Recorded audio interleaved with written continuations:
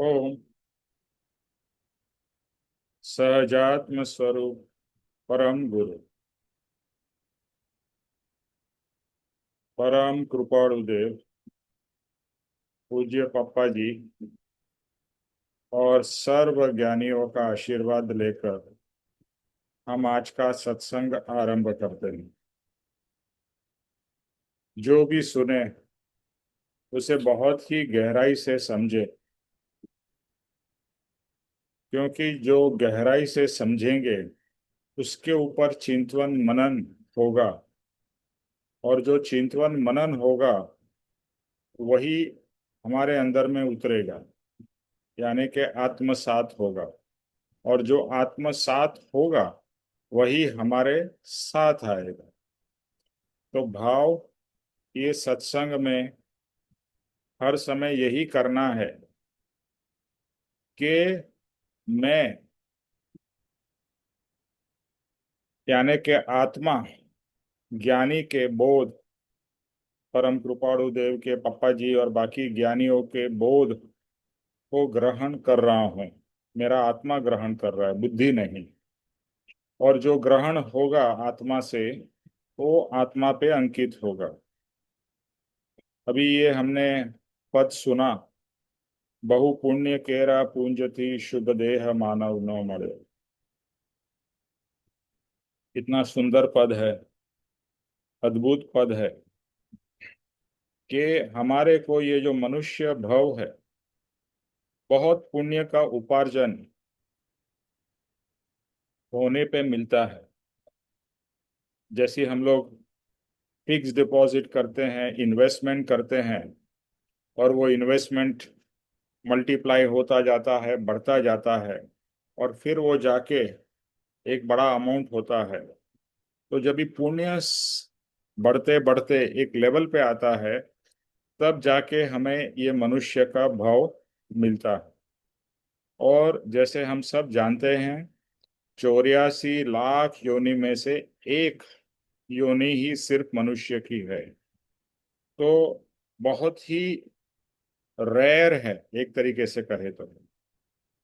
आप आपके चारों तरफ देखोगे तो एकेंद्रिय, यानी कि जो बैक्टीरिया, वायरस, यानी हमारे शरीर में ही कितने करोड़ों करोड़ों बैक्टीरियाज और वायरसेस है।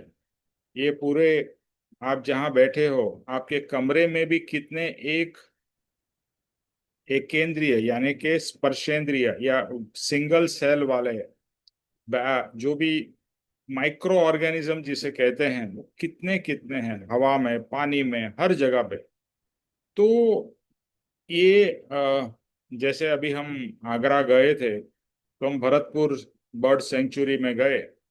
तो वहां पर देखा तो कितना अलग अलग प्रकार की वेजिटेशन है, कितने अलग अलग प्रकार के पक्षी है, प्राणी है, जीव जंतु है। तो सृष्टि में देखे तो जीव, यानी कि जो आत्मा है, वो अनंत अनंत है। You just can't count, countless, यानी अनंत अनंत है। अभी उसमें से जो मनुष्य है वो कितने लिमिटेड है, बहुत उनके कंपैरिजन में। तो लिमिटेड मनुष्य जो है, और मनुष्य के पास में यानी हमारे पास में सबसे इंपॉर्टेंट ये है, हम सबसे शक्तिशाली नहीं हैं। शेर या लायन या एलिफेंट, हिपोपोटामस ज्यादा शक्तिशाली है, लेकिन मनुष्य ने सबको बंदी बना लिया है। तो मनुष्य शक्ति से ज्यादा इंटेलिजेंट है, और ये इंटेलिजेंस डबल एज स्वॉर्ड है। इंटेलिजेंस अगर अच्छी तरह से यूज हो तो हमें प्रगति होगी, आत्मिक प्रगति होगी। और यही अगर नेगेटिव चीज में इस्तेमाल होगी, जैसे कि वॉर में, अभी आप देखते हैं कि वॉर होती है या बॉम्ब ब्लास्ट होता है, तो ये मनुष्य की ही तो बनाई हुई चीज है, जिसमें कितने कितने लोग मर जाते हैं, कितने लोगों का यू नो चिथड़े चिथड़े बॉम्ब या फाइट और उसमें हो जाते हैं। तो मनुष्य से, मनुष्य में इतनी, यानी हमारे अंदर में इतनी ताकत है कि हम मोक्ष गति पकड़ सकते हैं, और अगर उल्टे डायरेक्शन में गए तो नरक भी आराम से पहुंच सकते हैं। और परिभ्रमण तो हम कर ही रहे हैं। तो यहाँ पर समझना ये है कि बहु पुण्य केरा पुंजति शुभ देह मानव नो मड़ो। ये शुभ देह, कृपाणुदेव क्या कहते हैं? ये मनुष्य का भव शुभ है, शुभ देह है। अभी लास्ट वीक ही मेरे चाचा, उम्र थी, वो एक्सपायर्ड हो गए।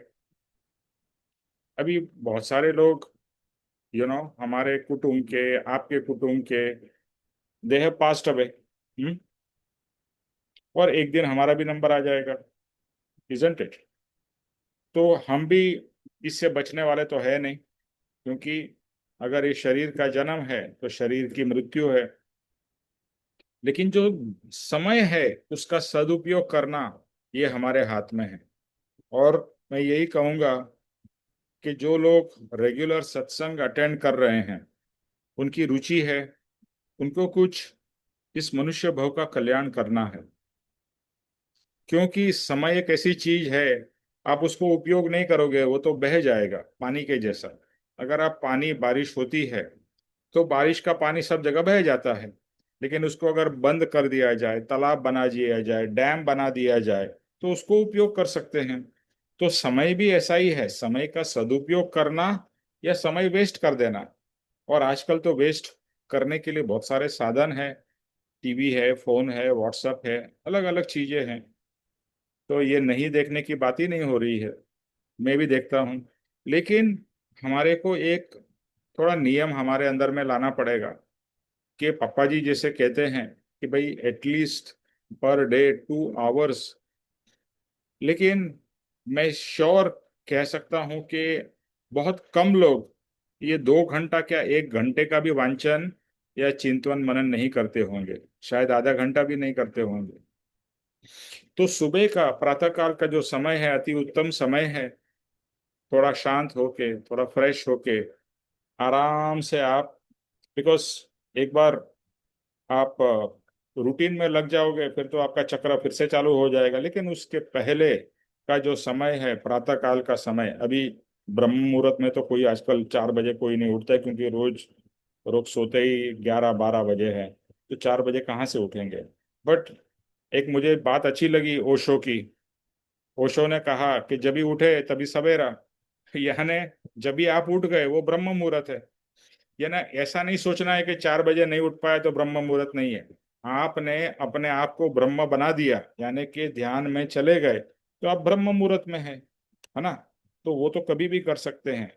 पॉइंट ये है कि कुछ समय अपने आप के साथ में, अपने आत्मा के साथ में बिताना है। क्योंकि वैसे तो पूरा दिन हमारा कहाँ चला जाता है पता ही नहीं चलता है, इधर परिवार में या काम में या दूसरी चीजों में टाइम चला जाता है। जैसे कितने सालों साल बीत गए, मुझे तो हमेशा ये लगता है अभी शनिवार गया और शनिवार आ गया। एक तरीके से खुशी है क्योंकि सत्संग का समय है। लेकिन ऐसा लगता है कि कितना जल्दी जल्दी समय फटाफट चक्र के जैसे घूम रहा है, ट्र। हम्म? तो समय का सदुपयोग वो हमारे हाथ में है।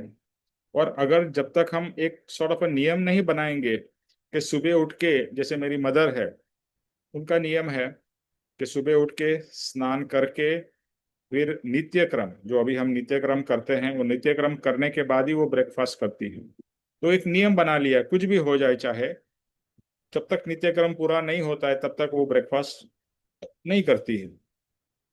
तो नियम हम बनाएंगे अपने ही, किसी और के बोलने पे नहीं, आप अपने ही नियम बनाओ कि जिससे आप आत्मा से जुड़ सको। अल्टीमेटली पर्पस क्या है? अपने हाथ से जुड़ना। क्योंकि ये जो संसार है और ये जो पूरा परिवार और ये सब जो जड़ चीजें हमारे चारों तरफ ऐसी हमारे को खींचती रहती है, तो वो चुंगल में से हमें निकलना है, समय निकालना है। क्योंकि समय निकालना वो आपके हाथ में है। कोई भी व्यक्ति ऐसा नहीं कह सकता कि मेरे पास समय नहीं है। जैसे आप सत्संग में जुड़ने के लिए समय निकालते हो, इसी तरह से रोज अपने आप के लिए समय अवश्य निकालिए। और जैसे कहा, सुबह का समय अति उत्तम समय है। अभी मैं आगरा गया था, आगरा से वापस आ रहा था ट्रेन में, तो वहां पर ब्रह्म कुमारी के कुछ लोग थे। तो एक लेडी हमारी कुछ बात हो रही थी दूसरे लोगों के साथ भी, तो कहीं पर को बात होते होते, क्योंकि हम अध्यात्म से जुड़े हुए थे, अध्यात्म की बात कहीं ना कहीं आ जाती है, तो वो लेडी ने सुना कि भाई ये लोग अध्यात्म की बात कर रहे हैं। वो लेडी आ गई और सुनने लगी, और थोड़ी बात हुई। हमने फिर उनसे पूछा, तो उन्होंने क्या कहा कि ब्रह्म कुमारी में वो लोग, समझो आप एग्जाम्पल 7 बजे उठते हो, तो उन्होंने बोला आपको आधा घंटा या 1 घंटा पहले उठना है, और अर्ली मॉर्निंग का जो समय है, आपको अपने आत्मा को वो परमात्मा से जोड़ना है। यानी कि यू आस्क, जैसे हम सुबह जैसे स्टार्टिंग में कहते हैं ना, योग बल लेते हैं, उनका आशीर्वाद लेते हैं, इस तरह से वो लोग क्या करते हैं, जो यूनिवर्सल एनर्जी या डिवाइन एनर्जी जो है, उसके साथ में अपने आप को कनेक्ट करते हैं, और वो कहते हैं कि सुबह का समय दी बेस्ट है। तो वो जो एनर्जी का जो कनेक्शन है, वो बहुत अच्छी तरह से हो पाता है। तो you ask for that connection, और you you try that connection. देखो, अल्टीमेटली डिविनिटी या डिवाइन एनर्जी, जैसे हम कहते हैं ना परमात्मा हर जगह है, तो परमात्मा की जो एनर्जी है वो सब जगह है ना। तो वो परमात्मा की एनर्जी को हमें टैप करना है, उससे अपने आत्मा को कनेक्ट करना है। और जैसे जैसे हम उस परमात्मा की एनर्जी से या ज्ञानी की एनर्जी से, योग बल से हम कनेक्ट हो पाएंगे, तो वो आपको स्थिर करेगा, शांत करेगा। मैं हर समय प्रभु से यानी कृपाणु देव से प्रार्थना करता हूँ रोज इन द मॉर्निंग, कि प्रभु मुझे आज शांत और स्थिर रहना है। ये भाव निरंतर चलता रहता है, शांत और स्थिर, शांत और स्थिर। अभी एक ऐसा भाव आया कि शांत और स्थिर रहना है। ठीक है, सिचुएशंस तो अलग अलग उत्पन्न होगी हमारे लाइफ में, और उस समय मुझे शांत और स्थिर रहना है। अभी तो कुछ नहीं है और मैं शांत और स्थिर हूं, तो अच्छी बात है। लेकिन जब भी कुछ परिस्थिति ऐसी उत्पन्न होगी, उस समय भी मुझे शांत और स्थिर रहना है। तो शांत और स्थिर रहना, तो जितना आप शांत और स्थिर होंगे उतने कम कर्म बंधन होंगे। ये तो अभी हमें कर्म का साइंस से समझ में आता है। फिर मुझे ये भाव हुआ कि जैसे कि इमेजिन करो कि ये मेरा बॉडी है, एक इमेजिनरी बॉडी, कि जिसमें दो मेरे पाँव हैं। तो शांत और स्थिर, यानी दो पाँव, एक शांत और एक स्थिर। फिर दो मेरे आर्म्स है, तो जो दो आर्म्स है, एक है प्रेम, एक है आनंद। तो पांव से शांत और स्थिर होना है, और ये हाथ से प्रेम और आनंद से सबको मिलना है, जुड़ना है। और यहाँ पर क्या है, हृदय है, तो हृदय में शांति, और यहाँ पर सुख, यानी सुख का वेदन करना है। आत्मा में, अंदर में सुख का वेदन करना है। और फिर ये अपना ब्रेन है, तो ब्रेन को हम नॉलेज से कंपेयर करते हैं, तो ये ज्ञान का पिंड है, यानी कि चारों तरफ ज्ञान का उपयोग हो रहा है, ज्ञान फैल रहा है मेरा। तो एक तरीके से एक मैंने ऐसा एक भाव आया कि एक इमेजिनरी बॉडी है मेरी, उसमें पांव मेरे, एक पांव शांत, एक स्थिर, एक हाथ प्रेम, एक हाथ आनंद, हृदय में सुख का वेदन, और यहाँ पर ज्ञान की रोशनी या ज्ञान का प्रकाश। तो इस तरह से मुझे हर समय फील करना है, हर समय मुझे बिहेव करना है।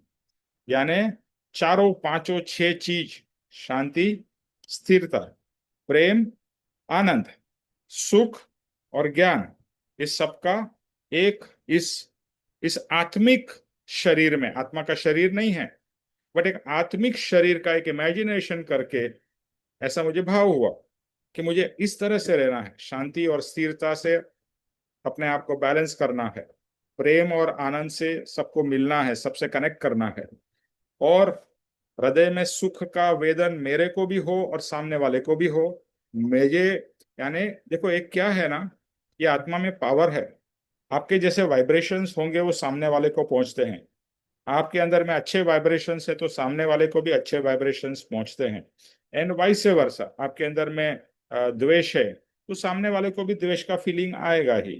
तो ये जो वाइब्रेशंस है मेरे अंदर के, मेरे आत्मा के जो वाइब्रेशंस है पॉजिटिव हो, और वहां से ये प्रेम की गंगा, शांति की गंगा, आनंद और सुख की गंगा बहती रहे। और ये जो मेरा सर है, ब्रेन है, उसमें ज्ञान ज्ञान यानी निर्मल ज्ञान का प्रवाह चले। सो बेसिकली देखो, ये सब चिंतन मनन करोगे, अलग अलग प्रकार के आपके अंदर में भाव उत्पन्न होंगे, और भाव अपने हैं। और कोई भी भाव जो आपको प्रोग्रेस कराए, वो भाव का उपयोग करना है। जैसे ये मेरे को भाव आए, आपको अलग भाव आ सकते हैं, लेकिन इंपॉर्टेंट बात ये है कि भाव करना है। और संसार के भाव तो हम वैसे ही करते हैं, बाय डिफॉल्ट करते हैं। पुरुषार्थ क्या है? संसार के भाव को कट करके आत्मा के भाव करना, या आत्मा के भाव होना। अगर नहीं होते तो करो। कोई कहेंगे मुझे आत्मा के भाव नहीं आ रहे, तो कर सकते हो ना इस तरह से। और ज्ञानी के वचन पढ़ोगे या सत्संग सुनोगे, तो ऑटोमेटिकली आत्मा के भाव उत्पन्न होंगे ही। अगर आप सत्संग में हो, तो क्या आपको सत्संग में से कहीं ना कहीं आत्मा के भाव उत्पन्न नहीं हो रहे? हो रहे हैं। और संसार के भाव एटलीस्ट उतने समय के लिए तो दूर हो रहे हैं, या कट हो रहे हैं।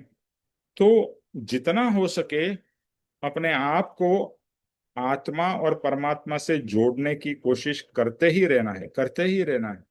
एक्चुअली तो कृपाणु देव जैसे कहते हैं कंटिन्यूअस होना चाहिए, कि कंटिन्यूअस आत्मा भाव, लेकिन वो हमारी दशा नहीं है।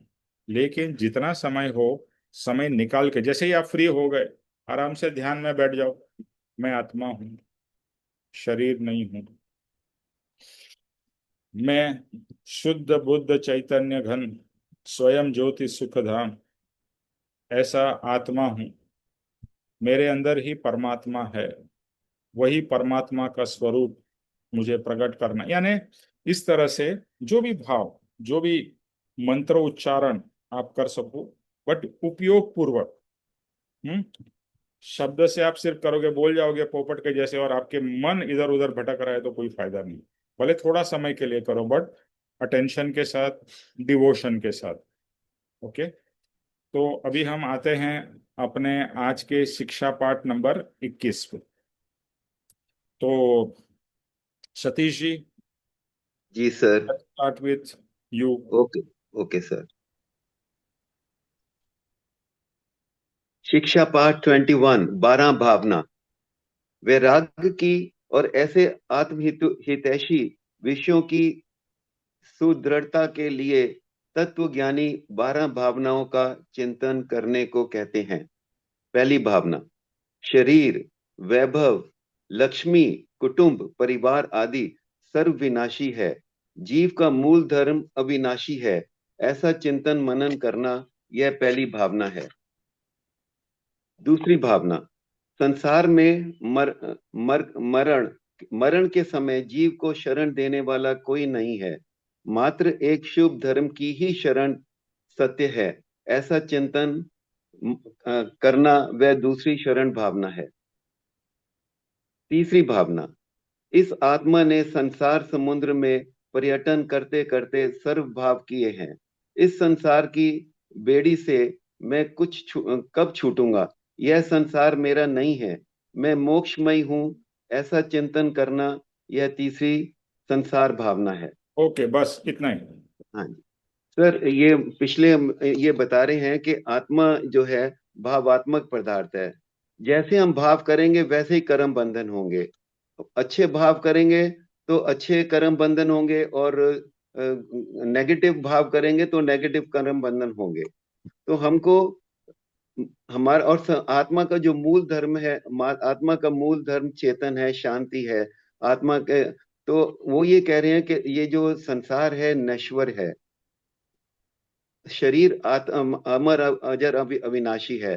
तो नश्वर शरीर है, it is nothing is permanent here. सब चीज टेम्परेरी है। जो दिखाई दे रही हैं, रिश्ते नाते, ये सब टेम्परेरी हैं। आंखें बंद हुई नहीं और संसार कट ऑफ हुआ नहीं।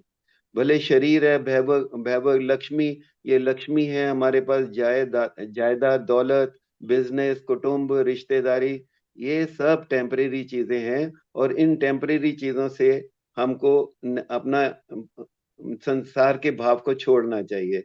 संसार के भाव को छोड़ेंगे और चेतन करेंगे, चिंतन मनन करेंगे, तो उसी से ही हमको अच्छे भाव पैदा होंगे। क्योंकि चेतन मनन करने से, भगवान का नाम और धर्म करने से कोई भी नेगेटिव पदार्थ हमारे साथ नहीं लगते, और हम न्यूट्रल रहते हैं, और हमको मोक्ष की तरफ जाने का एक साधन है। तो ये वो कह रहे हैं, संसार में जो चीजें दिखाई दे रही हैं वे सब टेम्परेरी हैं, और और अविनाशी हैं। आई मीन आत्मा अमर, अजर अमर अविनाशी है, जबकि देह हमारा और संसार सब विनाशी है। ऐसा चिंतन करना चाहिए कि ये मेरा नहीं है, मुझे इसमें से कुछ नहीं चाहिए। ये पहली भावना ऐसी होनी चाहिए, क्योंकि एवरीथिंग इज टेम्परेरी। दूसरी भावना वो कह रहे हैं संसार में, कि जब हम मरते हैं तो कोई, हर एक आदमी को, हर एक जीव को किसी ना किसी का सहारा चाहिए होता है। बचपन से लेकर आखिर तक हमको किसी ना किसी की सपोर्ट चाहिए। और मरने मरने के समय कोई सामने नहीं आता, मात्र एक शुभ धर्म ही शरण सत्य है। हमारी आत्मा ही हमारा असली चीज है, बाकी तो सब संसार से छूट जाएगा। इसलिए हम अशरण भावना हमको करनी है, कि संसार में, संसार से छूटना है। अनित्य भावना, अशरण भाव, हमारा कोई संसार में हमारा कोई नहीं है। हम कर्म करते जाएंगे, और जो कर्म करेंगे वो भोगने पड़ेंगे। इसलिए अशरण भावना, there is no one to protect us in this world. तीसरी भावना वो कहते हैं संसार में कुटुंब, यह संसार मेरा नहीं है। संसार भावना, संसार का उन्होंने तीन तीन चीजों से उन्होंने संसार की उपमा दिया सर। समुद्र से, अग्नि से, और अंधकार से। ये विनाश की तरफ ही जाती है। They all drag us towards कर्म बंधन एंड नथिंग एल्स। संसार तो एक समुद्र की तरह है, इतना गहरा है कि इसमें पार आप कर ही नहीं सकते। जब तक सतगुरु की नाव नहीं मिले, सतगुरु की नाव में आप बैठे, उनको फॉलो करें, वही आपको पार लगा सकते हैं। अदरवाइज संसार की भावना करने से तो डूबना ही है। जन्म मरण के चक्कर में ही हमको फंसना है, हम नहीं छूट सकते अदरवाइज। और ये जो मनुष्य धर्म है, बहुत ही, आपने अभी बताया 84 लाख जीव जंतुओं के बाद ये मनुष्य भव मिला है, और एक ही भव है। अगर हमने इस गोल्डन अपॉर्चुनिटी को मिस किया, हमने अपनी आत्मा को उसके उसके सही स्थान के ऊपर नहीं पहुंचाया, जो कि परमात्मा का शरण है, तो again we come into the same rut, और फिर हमको बचाने वाला कोई नहीं। संसार, ये तीन भावना सर इन्होंने बताई हैं, जो मैं समझा हूँ।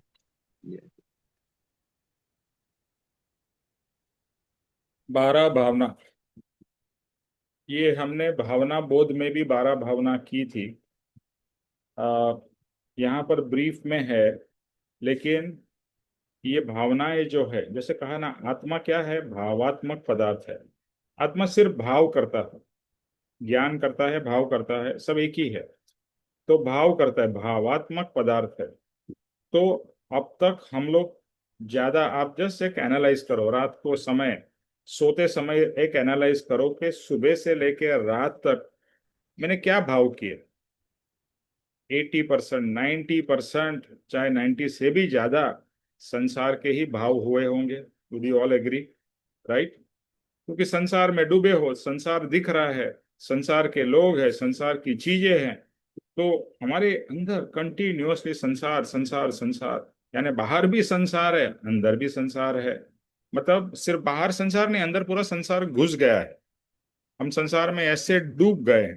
तो निरंतर संसारिक भाव हो रहे हैं।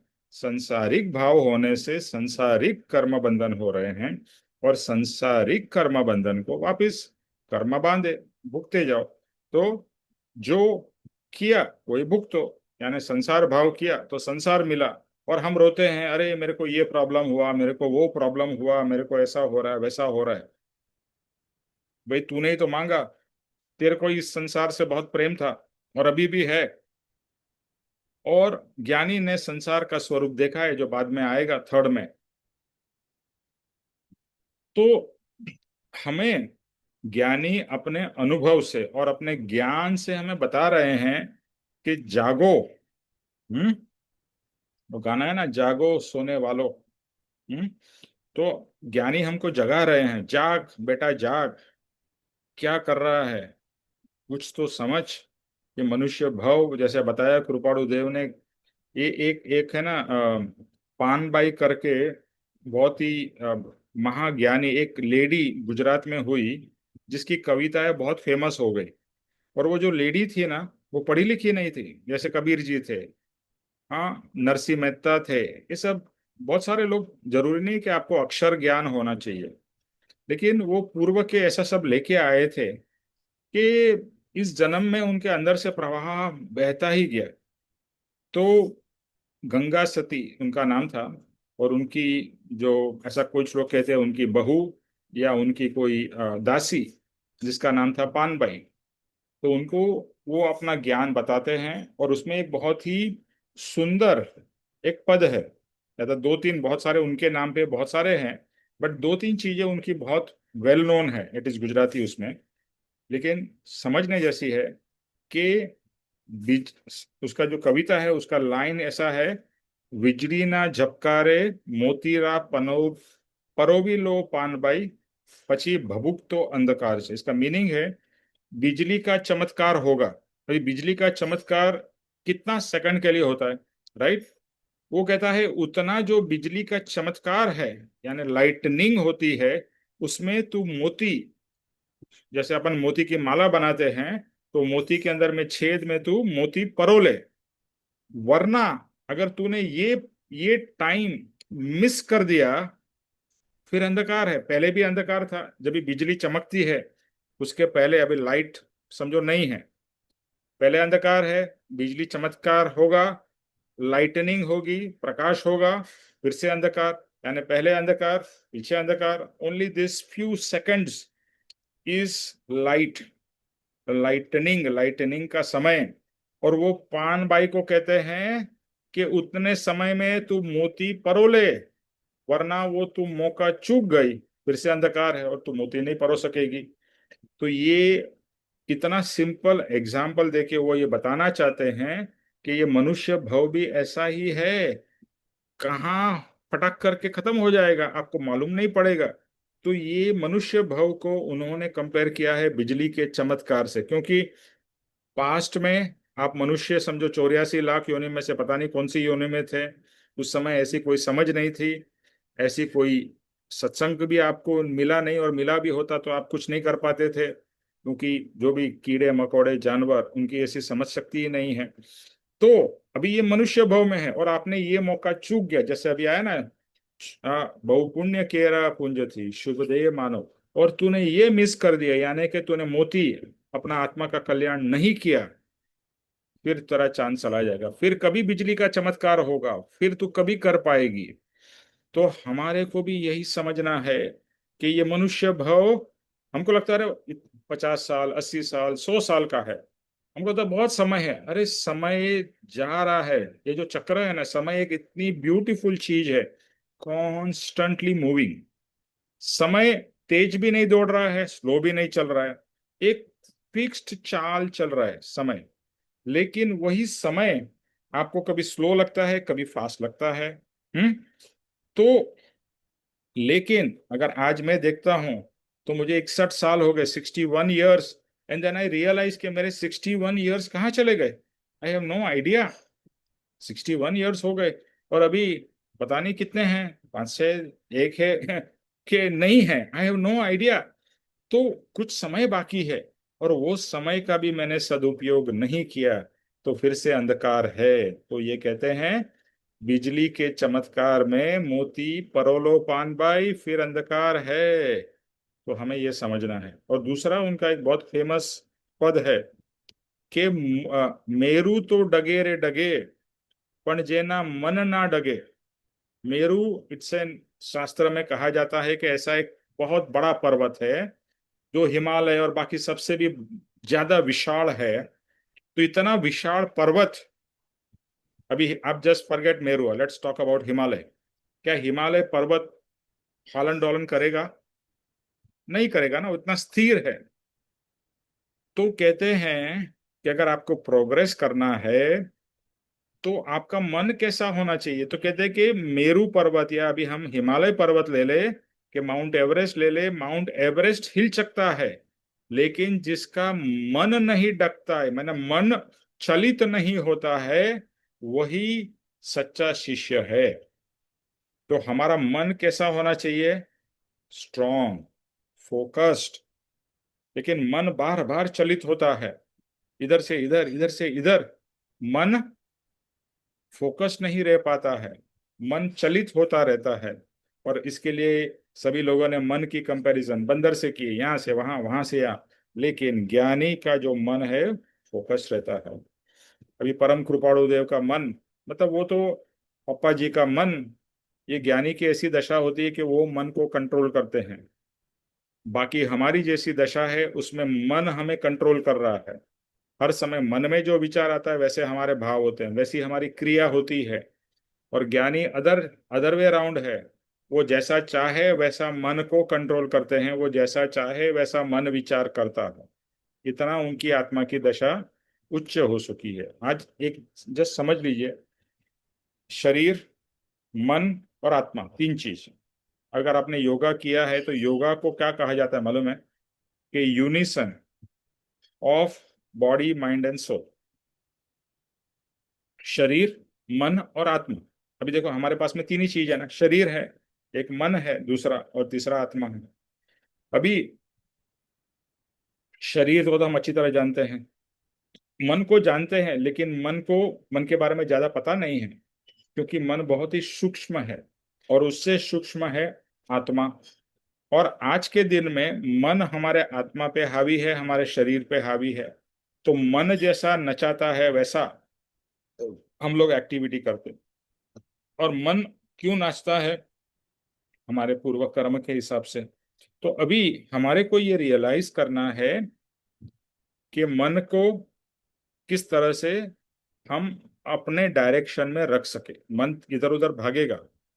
इसके लिए घोड़े का जो गीता का, आपको पता है कि कोई भी भगवत गीता के फ्रंट पेज पे जो इलस्ट्रेशन होता है वो पांच घोड़े हैं, एक लगाम है, और कृष्ण भगवान के हाथ में लगाम है। तो ये जो सिंबॉलिज्म है, ये है पांच घोड़े यानी पांच इंद्रिया। ये जो लगाम है इसको कंट्रोल करने वाला है मन। और मन को जो कंट्रोल कर रहा है वो परमात्मा, इन दिस केस कृष्ण भगवान। अभी हमारे केस में क्या है, ये मन हमारे हाथ में, मन की लगाम है, लेकिन वो बेफाम अपने हिसाब से चल रही है। यानी ये पांच घोड़े और मन, कृपाणु देव ने एक पद में लिखा है, देहेंद्रिय माने नहीं करे बाह्य पर राग। कि हमारा देह और हमारी इंद्रिय बाह्य के ऊपर राग कर रहे हैं कंटिन्यूअसली, और नो कंट्रोल, अनकंट्रोलेबली हमारा जीवन चल रहा है। तो कृष्ण भगवान का ये गीता का जो ये जो दृष्टांत है बहुत पावरफुल है। ये पांच इंद्रियों, उसको मन, और मन को आत्मा का कंट्रोल। तो अल्टीमेटली हमें अचीव क्या करना है कि जो आत्मा चाहे वैसा मन बिहेव करे, और जैसा मन कहे वैसा। इंद्रिया तो मन के काबू में है। आप देखिए, मन की इच्छा होगी कि ये खा लो, इसका स्वाद चख लो, या ये भोग लो, तो उस हिसाब से इंद्रिया करती है। मन तो सिर्फ डायरेक्शन देता है, वो डायरेक्टर है। वो खुद कुछ नहीं करता है, दूसरे के पास से करवाता है। पांचों इंद्रियों के पास से करवाता है, शरीर के पास से करवाता है। तो ये मन जो है ना, वही सबसे चंचल और सबसे डेंजरस चीज है। पावरफुल भी है, डेंजरस भी है, दोनों है। तो अगर मन जिसने पकड़ लिया और मन को समझ लिया और मन को कंट्रोल कर लिया, तो आप समझ लीजिए जैसा आप चाहेंगे वैसा होता जाएगा। आज के दिन में वैसा नहीं हो रहा है। मन के वश में हम लोग यानी आत्मा है। ठीक है, तो एनीवे ये थोड़ा पॉइंट से अलग था, लेकिन ये बहुत इंपॉर्टेंट है और मैं इसके बारे में हमेशा सोचता रहता हूँ। और जब भी विचार आ जाते हैं, तो मैं तो विचार नहीं कर रहा हूँ, लेकिन मन मेरे को कभी ये विचार करा रहे, कभी काम का, कभी इसका, कभी उसका। देखो, आप ध्यान करने भी बैठो तो क्या होता है, मन कहाँ दौड़ता है, इधर उधर। यानी मन डगमग डगमग इधर उधर हमें भगाता रहता है, हमें भगाता है। मैं कितना भी कोशिश करूं नहीं हो रहा है। इसके लिए ही हमें सत्संग की जरूरत है। इसके लिए ही हमें ध्यान और वांचन की जरूरत है। क्योंकि एटलीस्ट उतना समय तो मन हमारा फोकस्ड कर सकेगा। मन, चित्त, बुद्धि, अहंकार, इसको अंतस्करण कहते हैं। तो ये थोड़ा डीप में नहीं जाता हूँ, कमिंग बैक टू द 12 भावना। तो कृपाणु देव ने कहा है ये 12 भावना बहुत ही इंपॉर्टेंट है। वैराग्य की और ऐसे आत्म हितैषी विषयों की सुदृढ़ता के लिए तत्वज्ञानी 12 भावनाओं का चिंतन करने को कहते हैं। किसके लिए? वैराग्य।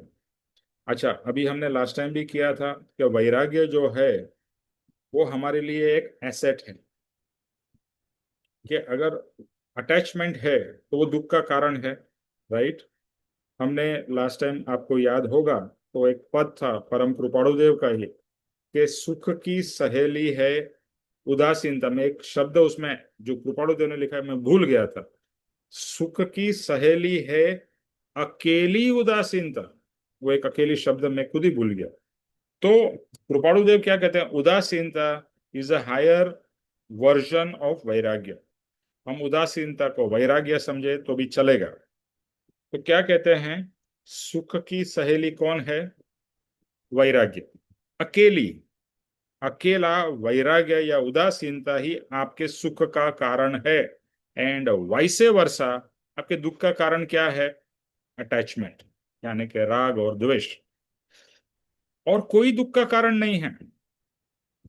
हम सोचते हैं ये हुआ ये मेरे दुख का कारण है, वो हुआ वो मेरे दुख का कारण है। नो नो नो, हमारे दुख का कारण है हमारा अटैचमेंट। हमारे दुख का कारण है हमारा एक्सपेक्टेशन। आप एक्सपेक्टेशन आपके उसमें से निकाल सकते हो, या निकालो। अटैचमेंट निकाल सकते हो। अभी मैं मेरे फ्रेंड से बात कर रहा था, वो अभी दादा बन गया है, यानी कि ग्रैंडफादर। तो वो इतना खुश है कि उसका जो ग्रैंड सन है, अभी जस्ट उसका जन्म हुआ है, कुछ महीने हुए हैं, तो बोलता है इतना इतना आनंद है, इतना ये है, और पूरा टाइम पास, मतलब हमारा वो रिटायर हो गया अभी। बोलता है कहाँ समय चला जाता है पता ही नहीं चलता है, एटसेट्रा एटसेट्रा। तो ये अटैचमेंट एकदम नेचुरल हो जाता है ना, जैसे कहते हैं अपने बेटे से, और उससे भी ज्यादा अपने पोते से या पोती से। तो ये अटैचमेंट है ना, बहुत ही मतलब स्वाभाविक है, हो जाता है। लेकिन वही तो दुख का कारण है। अगर वही पोता, उसको कुछ भी बुखार भी आ जाए, कुछ तकलीफ हो जाए, तो हम सुखी होंगे या दुखी होंगे? दुखी होंगे। यानी जहां जहां भी अटैचमेंट का मतलब क्या है, अगर इंग्लिश का ही शब्द देखे, अटैचमेंट मतलब जिससे अटैच्ड हो, अटैच्ड हो, राइट, वो अटैचमेंट है। तो अभी हम ये अटैचमेंट, जैसे वो कहते हैं ना कठपुतली, पपेट, तो ये अटैचमेंट के कारण सिचुएशन के हिसाब से हम नाच रहे हैं या हमारा वर्तन हो रहा है, बिकॉज ऑफ अटैचमेंट। जैसी सिचुएशन, जैसा वो हमारे जिसके प्रति लगाव है, अटैचमेंट है, उसमें प्लस या माइनस होता है। हमारे अंदर भी प्लस और माइनस होता है। You all agree? तो अटैचमेंट ऐसा लगता है कि हमारे लिए सुख का कारण है, बट वही अटैचमेंट हमारे लिए दुख का कारण भी बनता है, और लॉन्ग टर्म तो दुख का ही कारण बनता है। और ज्ञानी ने रियलाइज किया कि इसका ये मतलब नहीं है कि आप अपने पोते से प्रेम न करो, बट विदाउट अटैचमेंट। अभी ये ट्रिक बहुत ही कहने के लिए सिंपल है, बट है डिफिकल्ट। यानी प्रेम भी करो बट नो अटैचमेंट। तो राग और प्रेम का जो स्वरूप है वो समझना एक तरीके से सिंपल है, लेकिन अपने आप वो नहीं होने वाला है। अपने आप तो आप राग ही करोगे। और ज्ञानी ने सिखाया कि प्रेम करो। प्रेम और राग में बहुत फर्क है। प्रेम जो है without expectation, without any demand. अभी नॉर्मली हमारे प्रेम में क्या होता है? एक्सपेक्टेशन है कि ऐसा होना चाहिए मेरे पति को, मेरे बच्चे को, मेरे इसको उसको, मैंने उसके लिए ये किया। हमारे माइंड में, भले हम बोलते नहीं हैं, हमारे अंदर में ये रहता है कि मैंने मेरे बेटे के लिए या बेटी के लिए या इसके लिए उसके लिए ये किया है। और वो मेरी एक्सपेक्टेशन के हिसाब से नहीं चलते हैं तो क्या होता है? द्वेष होता है। और चलते हैं तो राग होता है। मेरा कहा मान रहे हैं, अच्छा है, मेरा बेटा है, मेरा ये है, मेरा वो है। तो यहाँ पर क्या हो गया? ममत्व और मेरापन। सो जहां पर अटैचमेंट है वहां पर दुख है। इसके बारे में बहुत सोचिएगा, बहुत सोचिएगा, चिंतन मनन करना है। ये ज्ञानी ने बताया है तो इसका डीप मीनिंग है। और ज्ञानी क्या कहते हैं? वैराग्य सुख का कारण है, और राग और द्वेष दुख का कारण है। यानी कि अटैचमेंट दुख का कारण है और डिटैचमेंट सुख का कारण है। डिटैचमेंट में आप वही चीज करोगे, यानी प्रेम भी करोगे, बच्चे के लिए या पोते के लिए सब कुछ करोगे। सी डिटैचमेंट का मतलब ये नहीं है कि आप उससे दूर चले जाओगे, बट यहाँ पर ये ज्ञानी की जो सीख है, या जो हमारे को वो दशा लानी है कि जहां पर वो होते हुए भी उसके साथ में डिटैचमेंट है। अभी मैंने पहले भी 2-3 बार दादा भगवान का एग्जाम्पल दिया था कि दादा भगवान के बच्चे हुए यंग एज में 1-2 साल में ही गुजर गए, और उन्होंने पार्टी रखी। अभी आप जस्ट इमेजिन करो, आपका बेटा या बेटी यंग एज में 1-2 साल 3 साल में गुजर जाए, तो माँ बाप पे क्या गुजरेगी, है ना। पेन पेन दुख सौरो, उन्होंने क्या रखा, पार्टी। उन्होंने बताया नहीं किसके लिए है, पार्टी रखी। पार्टी में लोग आए, जैसा बोला ना, दावत पे बुलाया या पार्टी पे बुलाया, आना। पूछा अभी क्यों रखी है। लोगों ने जब ये आए तभी पूछा, उन्होंने इतना ही कहा, मेहमान आए थे, मेहमान चले गए। तो उन्होंने अपने बेटा बेटी या जो भी है उसको क्या देखा, मेहमान। और हम भी तो मेहमान ही हैं। हम कौन से परमानेंट हैं, हम भी तो इस पृथ्वी पे मेहमान हैं। हम भी आए हैं, हम भी चले जाएंगे। वो भी आए, वो भी चले गए। तो ये सब ज्ञान है। ये अपने मन को बनाने की बातें नहीं है, ये फैक्ट है। This is the truth, this is the ultimate truth. तो वैराग्य, जब भी हम कहते हैं मैं आत्मा हूं, तो पहले तो ये रियलाइज होना कि किसी की मृत्यु तो होती ही नहीं है, सिर्फ वो शरीर छोड़ के चला जाता है। तो वो जो बच्चे सो कॉल्ड, उनकी मृत्यु हो गई, बट वो कोई मरे तो नहीं ना, उनका आत्मा और कहीं चला गया। और आपका और उनका उसके साथ में इतना ही समय था, उतना समय पूरा हुआ। इधर आप चले जाओगे या वो चला गया। तो वैराग्य बहुत ही पावरफुल टूल है, जो हमें अक्वायर करना है या हमें वो ग्रहण करना है। और वैराग्य का प्राप्त करने के लिए ये 12 भावनाएं हैं,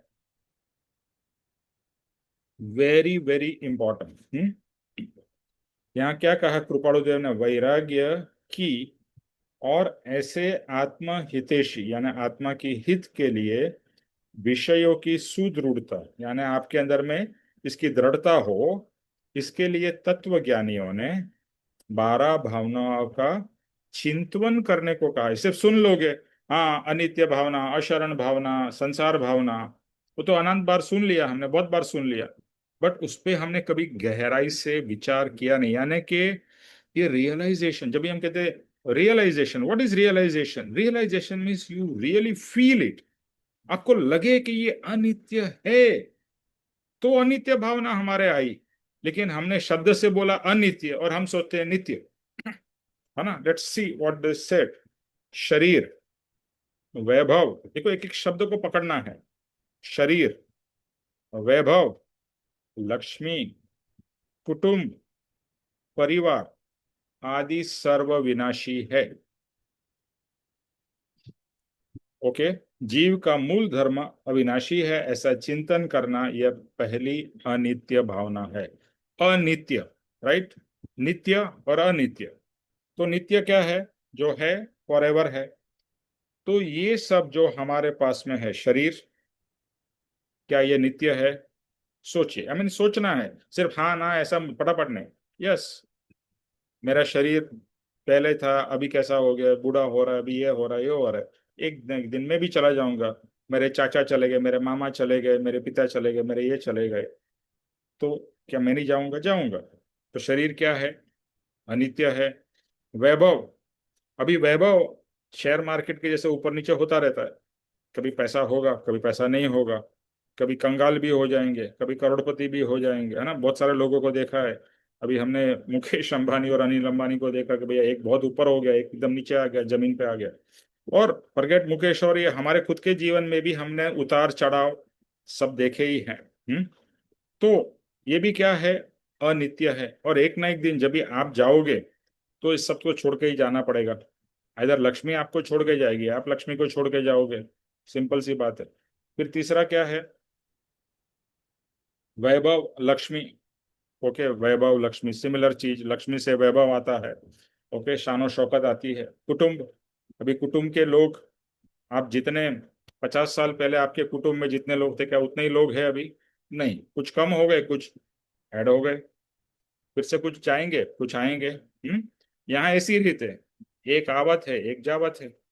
कोई आवत है और कोई जावत है। तो कुटुंब भी परमानेंट नहीं रहने वाला है, कुटुंब है, परिवार है। तो ये सब क्या है, टेम्पररी है। एक चीज रियलाइज करना कि यहाँ पर इस संसार में हर एक चीज टेम्पररी है। और मैं यानी कि आत्मा नहीं, ये शरीर भी मेरा टेम्पररी है। जैसे हमने कहा ना, मेहमान, मैं भी यहाँ पर मेहमान हूँ। हमें लगता है ये घर मेरा है, अरे ये घर में भी तू मेहमान ही है। इस पृथ्वी पर तू मेहमान ही है, तू आया है और जाएगा। तो ये जो रियलाइज करना कि nothing in this world is permanent except my आत्मा। हर चीज टेम्पररी है, ट्रांजिशनरी है ना। जैसे दिन और रात, दिन आता है, दिन खत्म होता है, रात आती है, रात खत्म होती है। तो इस तरह से हर एक चीज, कोई चीज परमानेंट नहीं। क्या ऐसा ऐसा देखा कि दिन परमानेंटली दिन रहता है? सूरज भी यहाँ से उगता है धीरे धीरे 12 बज के और फिर अस्त हो जाता है। तो everything is in a transition, not in permanence. तो ये पूरा ब्रह्मांड is in motion, is changing all the time. पूरा ब्रह्मांड चेंज हो रहा है कंटिन्यूअसली। साइंटिस्ट भी यही कहते हैं, this universe is not stationary, we are not stationary, everything is in motion, in in in transition. तो ट्रांजिशन में मतलब क्या, कुछ होगा, कुछ आएगा, कुछ जाएगा, कुछ ऊपर होगा, कुछ नीचे होगा, है ना। That is transition. बट ये सब ट्रांजिशन में, यानी कि जो अनित्य में, एक चीज नित्य है। अगर आप ये देख लो, एक बिंदु, उसके चारों तरफ सब कुछ ऊपर नीचे ऐसा ऐसा हो रहा है, बट जो बिंदु है, जो पॉइंट है, वो फिक्स है। तो वो जो पॉइंट है, वो क्या है, आपका आत्मा, दैट इज फिक्स्ड। आपके चारों तरफ सब कुछ चेंज हो रहा है, आत्मा चेंज नहीं हो रहा है। ये रियलाइज करनी। आत्मा के भाव चेंज हो रहे हैं वो अलग बात है, लेकिन आत्मा चेंज नहीं हो रहा है। They are two different things. आत्मा और आत्मा के भाव, आत्मा इज सेम। यानी जो आत्मा आज आपके पास है, आज है, हजारों लाखों करोड़ों साल के पहले भी वैसा का वैसा ही आत्मा था। और फ्यूचर में भी करोड़ों करोड़ों साल के बाद भी वैसा ही होगा। चाहे वो परिभ्रमण करे या मोक्ष में रहे, वो आत्मा में कोई चेंज नहीं हो रहा है। यानी आत्मा के, ऐसा परम कृपाणुदेव ने कहा है कि जितने आत्मा के प्रदेश है, वो उतने के उतने ही रहेंगे, उसमें कुछ प्लस भी नहीं होगा, कुछ भी माइनस नहीं होगा। तो आत्मा is the only permanent thing in this whole universe. तो अनित्य और नित्य को समझना है कि मैं नित्य हूं, बाकी सब अनित्य है। हम्म। और आपने देखो, just just also look at your life from birth to now, कितनी सारी चीजें चेंज हुई है। आप कहोगे आपके नेचर में भी चेंज आया है, यस। बट जो जो कोर आत्मा का जो नेचर है, मैं आपके स्वभाव यानी के मन शरीर के साथ वाले स्वभाव की बात नहीं करना, बट जो आत्मा का कोर स्वभाव है, वो चेंज नहीं होता है। वो same to same, same to same रहता है।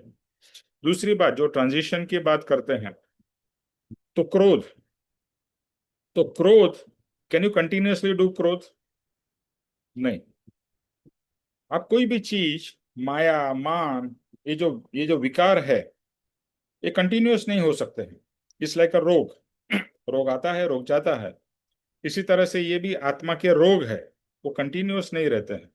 लेकिन जिन्होंने शांति की प्राप्ति कर ली है, कोर में, रियल में, ऊपर वाली शांति नहीं, अंदर वाली शांति, और जो कंटिन्यूअस शांति का, जैसे परम कृपाणु देव, उनके जीवन में कभी भी शांति तो जैसी थी वैसी ही रही और बढ़ती गई, यानी आत्मा का प्रोग्रेस हुआ।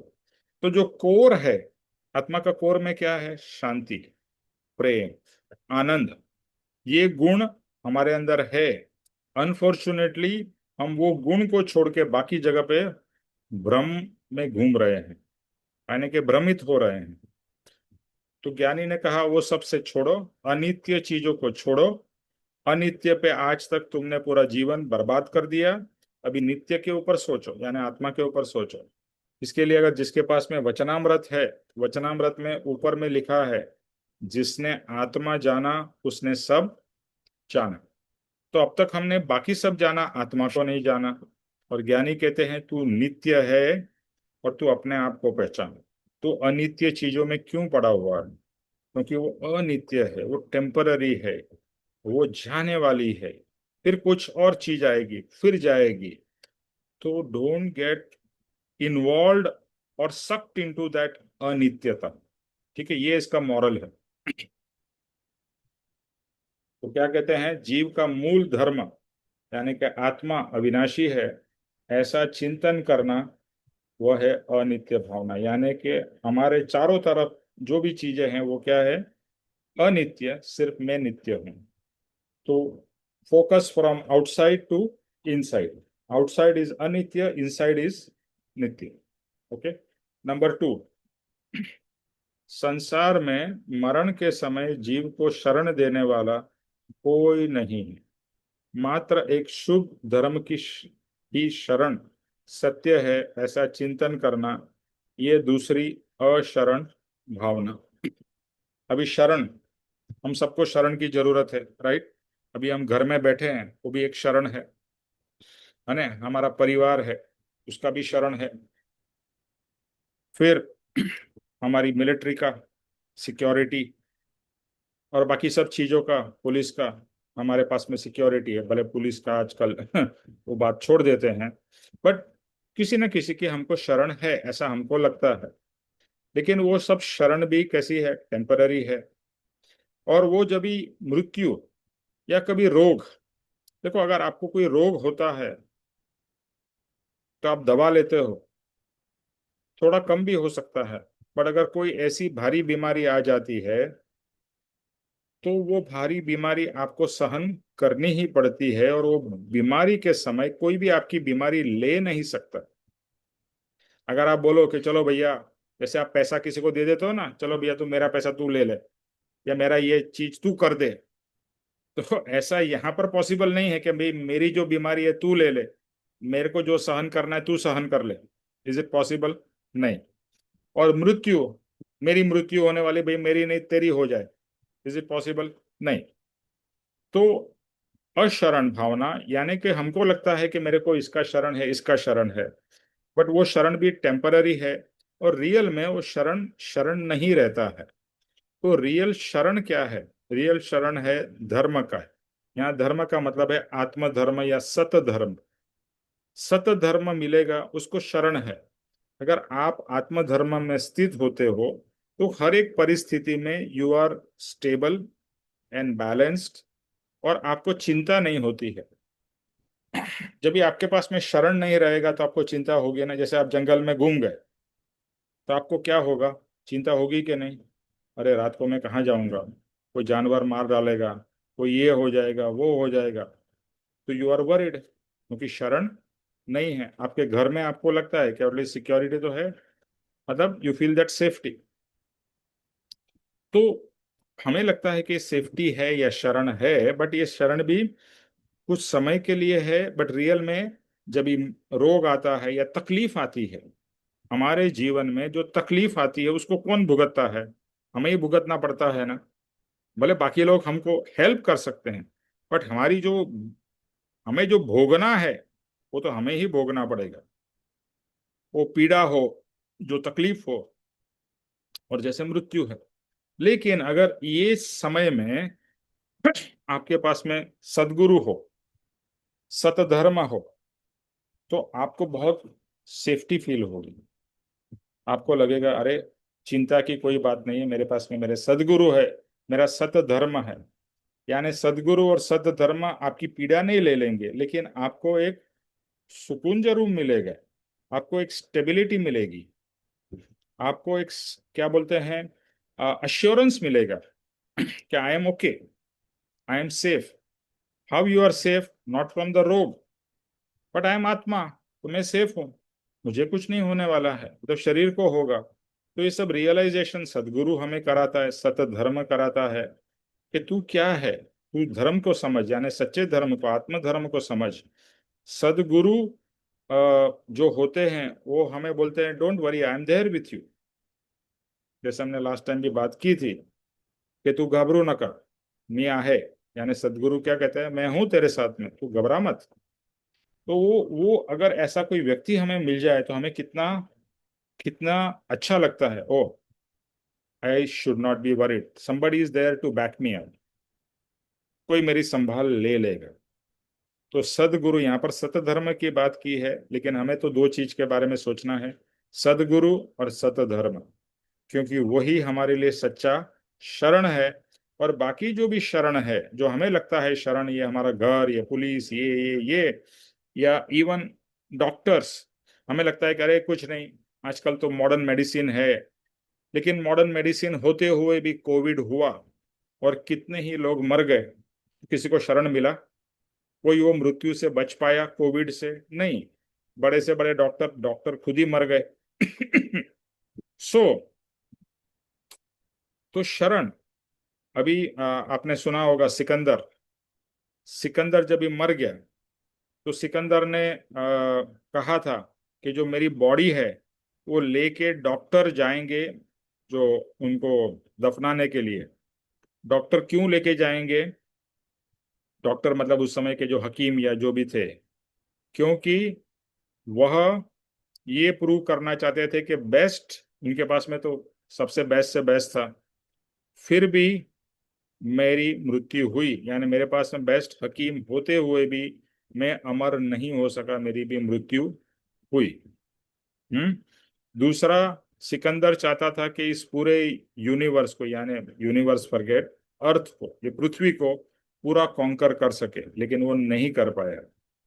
उसने कितनी हिंसा की, कितने लोगों को मार डाला, कितने जगह पे युद्ध किया, लेकिन आखिर में वो भी हार गया और उसकी मृत्यु हो गई। हम्म। सो आप अपने आप को कितना भी महान समझो, मतलब सिकंदर को तो यही लिखता था ना कि आई एम अनबीटेबल। इसी तरह से आपको टाइटैनिक की भी स्टोरी मालूम है। टाइटैनिक जब शिप बनाई गई थी तभी उसमें लिखा गया था कि दी अनसिंकेबल, जो कभी डूबेगी नहीं, और पहली ही जर्नी में डूब गई।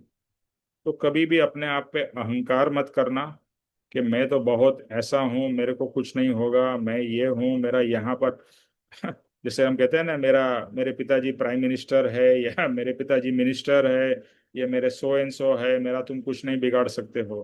भैया, अगर कर्म होगा तो अच्छे से अच्छा या भले से भले का भी सब सत्यानाश हो जाएगा। तो कहीं भी अहंकार तो कभी भी मत रखना कि मैं कुछ हूं और मेरा कोई कुछ बिगाड़ नहीं सकता है। We always have to be humble, और हम्बलनेस आत्मा से कनेक्ट होने से ही आएगी। संसार और ये पोजीशन से हमारे अंदर में अहंकार ही पैदा होगा, क्योंकि जितना पोजीशन ज्यादा होगा उसमें से आपको क्या लगेगा, देखो मैं कितना होशियार हूँ, देखो मैंने कितनी जमीन जायदाद जमा की है। तू कितनी भी जमा कर ले, फिर भी टेम्पररी, और वो तेरे को कभी काम में, तेरे मृत्यु के समय तेरी क्या जमीन जायदाद काम में आएगी? तो बेस्ट डॉक्टर या बेस्ट हॉस्पिटल के पास चला जा, क्या वो तेरी मृत्यु रोक सकता है? अगर तेरी मृत्यु होनी है तो कोई भी रोक नहीं सकता। यानी कि मृत्यु जब भी निश्चित है, nothing can stop it. But जब भी हम कहते हैं कि शरण, यानी कि धर्म की शरण है, तो मृत्यु को बचाने वाली नहीं है, लेकिन मृत्यु के समय आपको समाधि जरूर देगी। और इसीलिए कहा जाता है कि समाधि मृत्यु वही सबसे बेस्ट मृत्यु है। मृत्यु तो निश्चित है, राइट? अभी दो चॉइस है, आपको रोते रोते जाना है या हंसते हंसते जाना है, स्माइल करते करते जाना है या चिंता करते करते जाना है। जाना तो है ही, व्हाट विल इज ऑब्वियसली। रोते हुए जाने से क्या, वो सॉन्ग भी सुना है ना आपने, रोते हुए आते हैं सब, हंसता हुआ जो जाएगा वही मुकद्दर का सिकंदर कहलाएगा, मुकद्दर का सिकंदर। सॉरी हर्ष जी, मैंने आपको कहा था कि मैं कुछ गाने भेजूंगा, मैं ग्रुप पे डालूंगा, कि जो पिक्चर के ही गाने हैं बट बहुत सारा उसमें मर्मर है, अध्यात्म है। सो और उसी से हमको बढ़ लेना है। तो अशरण भावना, तो ये अशरण भावना समझना है कि सब कुछ होते हुए भी आप अशरण में। दूसरा एग्जांपल और देता हूँ। अ, आपको पता है, आपने शायद वो पिक्चर देखी है कि नहीं, वक्त पिक्चर। वक्त पिक्चर, बलराज देखिए, साहनी वगैरह थे। देखिए, देखिए सर, देखिए। बराबर है, उसमें बलराज साहनी बहुत घमंड करता है कि मेरे को वक्त, कोई, वक्त मेरी की हर शय मेरी गुलाम। अकल, मेरा बल, हाँ, मैं कुछ नहीं, सब कुछ मेरे पास है और मैं कंट्रोल करूंगा अपनी डेस्टिनी को। और फिर भूकंप आता है और सब तहस नहस हो जाते हैं, पूरी फैमिली इधर उधर हो जाती है। तो वो, उसको तो लगा ना वो तो मतलब महान है, और everything is going to be fine, और पूरा चेंज, क्या ड्रामेटिक चेंज आता है। वो पिक्चर है, बट लाइफ में भी ऐसा होता है। और लाइफ भी तो पिक्चर के ऊपर ही, या पिक्चर भी लाइफ के ऊपर बनी हुई है। इसी तरह से जो लोग युगांडा में थे, ईदी अमीन का आपने बात नाम सुना होगा। तो बहुत सारे इंडियंस थे, उसमें से गुजराती बहुत सारे लोग थे। बहुत पैसा उन्होंने बना लिया था, और दे वर लिविंग वेरी हैप्पीली। लेकिन ईदी अमीन जब ही बन गया वहाँ का डिक्टेटर, उसने सब इंडियंस को आइदर मार डाला या भगा डाला। तो उनको और कुछ बचा ही नहीं था कि जैसे थे वैसा भागने के लिए। सेम चीज इंडिया पाकिस्तान का जब भी हुआ, तभी क्या हुआ, लोगों को जान बचानी थी।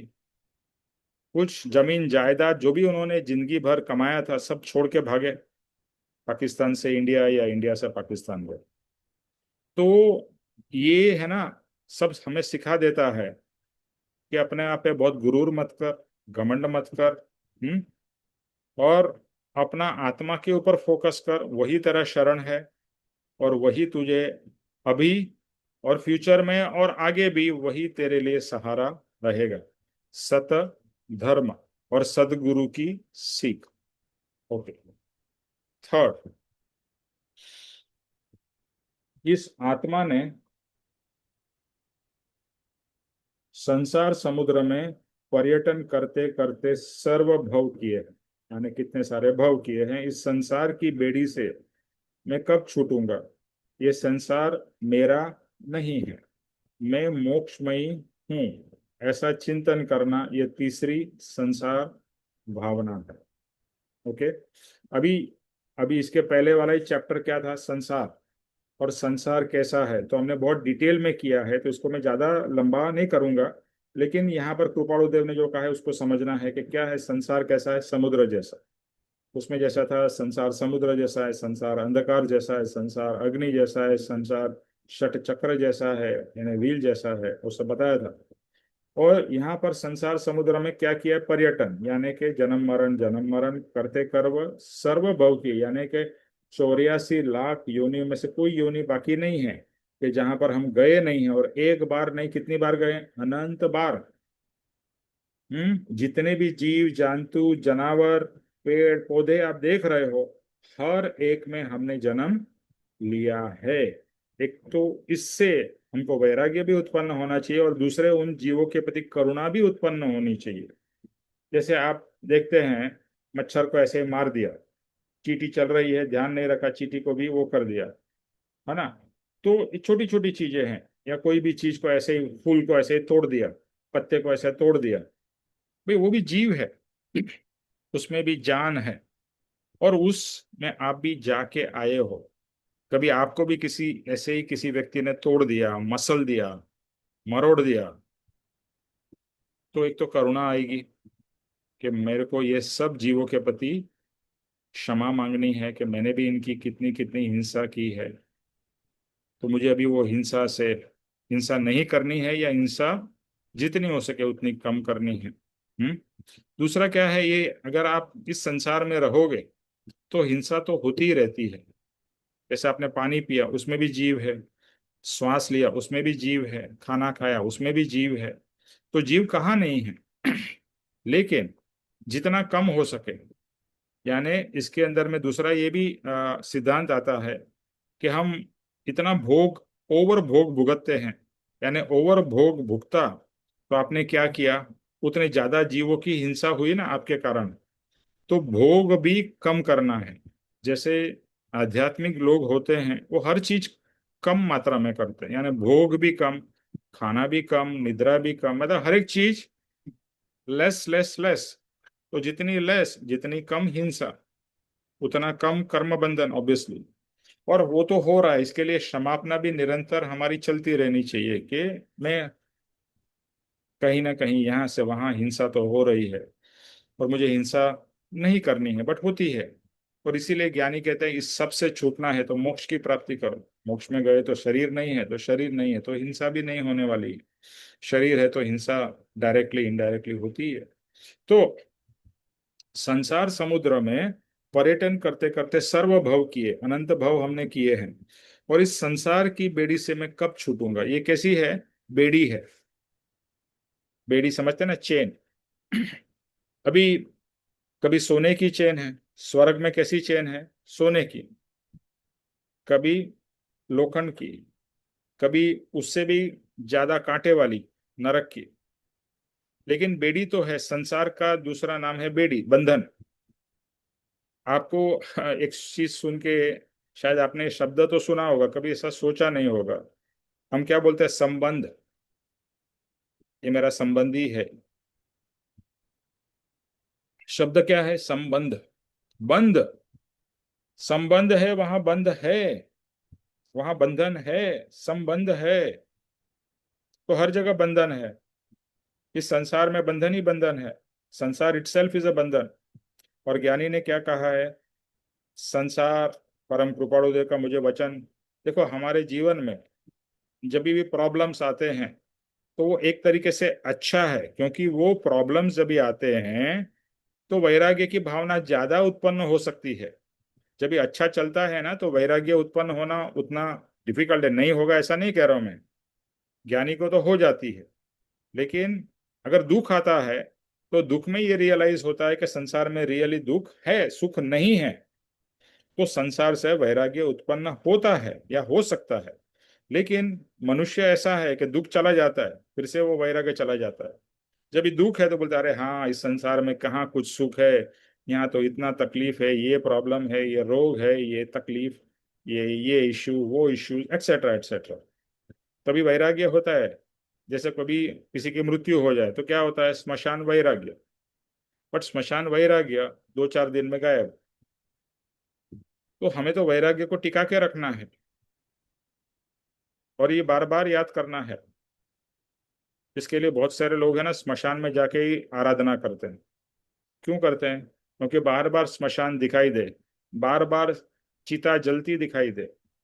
आपको मालूम है ना, बनारस जाओगे, काशी, तो वहां पर समुद्र के वहां पर ही, वहां सॉरी नदी के किनारे चिताएं जलती रहती कंटिन्यूअसली, क्योंकि वहां पर ऐसी मान्यता है कि वहां जाके आपका अंतिम संस्कार होगा तो आपका मोक्ष होगा।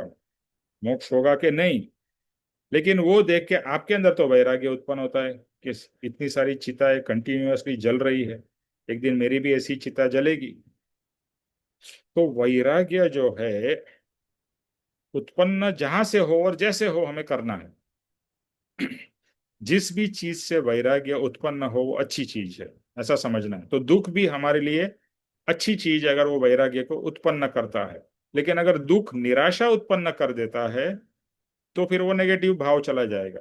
तो दुख में भी हमें भाव तो पॉजिटिव रखना है, लेकिन समझ क्या रखनी है कि देखो ये इसका स्वरूप है, ये हमको संसार अपना रियल स्वरूप दिखा रहा है। जैसे कभी कभी बोलते हैं ना, कोलोकियल या अ, रोजमर्रा की, जैसे किसी को हम गाली देते हैं, देखा ना तूने अपनी जात दिखा दी, बोलते हैं ना।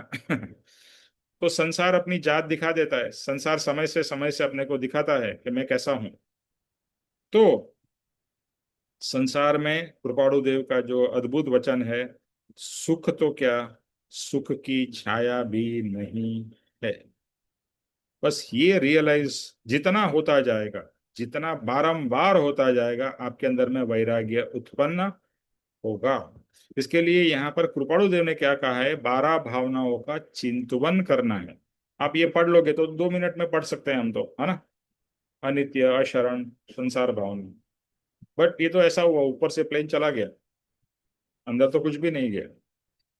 तो जितना हम कर रहे हैं उससे और ज्यादा सोचना है, सोचना है, चिंतवन मनन, संसार भावना, अशरण भावना, अनित्य भावना। And it has to go on, on and on, on and on. अपने खुद के एग्जाम्पल्स याद करो, खुद के और दूसरे के एग्जाम्पल्स। अनित्यता कहाँ कहाँ मुझे दिखाई दी, अशरणता कहाँ कहाँ मुझे दिखाई दी, दूसरे के या अपने एग्जाम्पल से। फिर संसार भाव में क्या होता है, और संसार में कैसे कैसे हम तकलीफों से हम गुजर रहे हैं, दूसरे लोग गुजर रहे हैं, क्या हो रहा है, कैसे हो रहा है। तो जैसे हम कहते हैं, हर जगह आपको क्लेश दिखाई देता है, हर जगह स्ट्रेस और तनाव दिखाई देता है, कोई भी जीव सुखी नहीं दिखाई दे रहा है। अभी मैं ये जो अर्पित जी है, उनका सत्संग सुनता हूँ, और मैंने आपको बताया भी है, जितना समय सत्संग में जुड़ सको जुड़ो, क्योंकि वो आत्मा से जुड़ने का समय है। तो वो बहुत ही आनंद में रहते हैं। मैं देखता हूँ उनका चेहरा एकदम आनंद में है, प्रफुल्लित है, क्योंकि संसार से वैराग्य है और आत्मा में प्रीति है। तो हमें भी तो वही करना है, आत्मा से प्रीति करनी है और संसार से वैराग्य। हमने उल्टा करके रखा हुआ है। हमने संसार से प्रीति और आत्मा से वैराग्य किया हुआ है। सो ये तीन भावना कौन सी? अनित्य, अशरण, संसार भाव। चलो अभी आगे और भावनाएं देखते हैं। उर्मिल।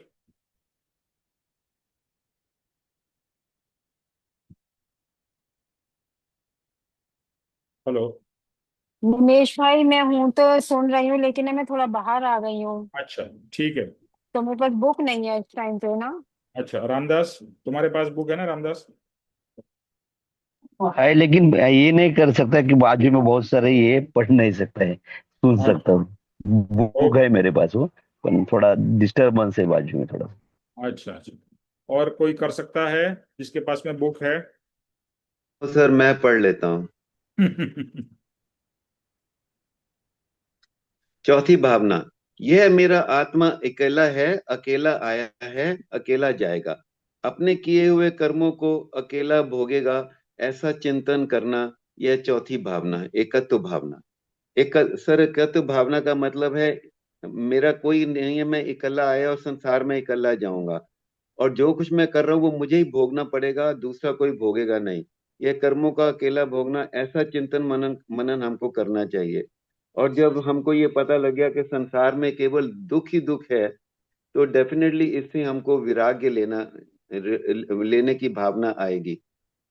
क्योंकि मालूम है, ये अभी तक इतने 84 लाख हमने जीव जंतु अन्य और इस योगी में गए और अनेकों बार यहाँ पर लिया है। कितनी तकलीफ होती है मरण में और फिर जन्म लेने में। और तो इसको भोगने से तो अच्छा है कि हम ये चिंतन मनन करें कि कोई हमको सहारा देने वाला नहीं है, कोई हमको शरण देने वाला नहीं है। जो मैं कर रहा हूँ मुझे अकेला अकेला भोगना पड़ेगा।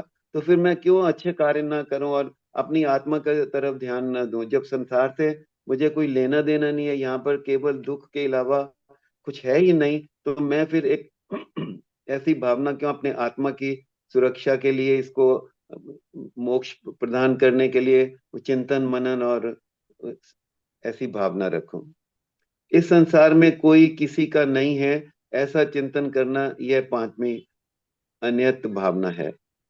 एक है एकत्व भावना कि मैं इकल्ला आया, इकल्ला जाऊंगा। दूसरा अन्यत्व भावना कि मेरा कोई भी नहीं है, कोई किसी का नहीं संसार में। जैसे आपने भी अभी बताया कि अगर कोई तकलीफ हो गई बड़ी जबरदस्त, छोटी मोटी तो डॉक्टर ठीक कर देगा। तो अगर कोई ऐसी लंबी बीमारी हो गई तो हम ये नहीं कह सकते भाई तुम ले लो, पैसा ले लो और तुम ये इसको भोगो, मैं छुटकारा पाऊं। इकल्ले आए हैं तो इकल्ला करना पड़ेगा। इसलिए ये बड़ी अच्छी वार्निंग है साहब, इसको it's a great warning for us. और ज्ञानी बता रहे हैं कि इस को आप सीरियसली लीजिए, आत्मा का कल्याण करो, इसको छोड़ दो, वियोग करो संसार से। ये किसी भी कारण अच्छा नहीं है, लाभदायक नहीं है हर लिहाज से। बिकॉज एवरीथिंग व्हाट वी सी वो सब पेरिशेबल है और टेम्परेरी है, और हमको दुख देने वाली है, जन्म मरण को फंसाने वाली है हमको। तो इससे ये मनुष्य जो भव मिला है, इसको मुझे सुधारना है, मुझे स्वयं ही करना पड़ेगा, कोई मेरे लिए दूसरा नहीं करेगा। तो आगे पढ़ूं सर? हाँ, 5 और 6। हाँ जी। 5, इस संसार में कोई किसी का नहीं है, ऐसा चिंतन करना, यह पांचवी भाव है, अन्यत भावना। जैसे मैंने बताया, आदमी इकल्ला आया है, जीव इकल्ला आया, इकल्ला जाएगा, और भावात्मक जीव है, इसलिए अच्छे विचार करे ताकि वो उसकी गति हो, उसकी आत्मा को शांति मिले और वो मोक्ष की तरफ जाए। संसार की भावना करने से तो संसार में तो नरक स्वर्ग में ही डूबना है, जन्म मरण लेना है, दुख तकलीफ सहनी पड़ेगी। छठी भावना है सर, यह शरीर अपवित्र है, मूल मूत्र की खान है, रोग रोग जरा के रहने का धाम है। इस शरीर से मैं भिन्न हूं, ऐसा चिंतन मनन करना, यह छठी अशुचि भावना। ये बड़ी इंपॉर्टेंट है सर, कि यह शरीर मेरा अपवित्र है।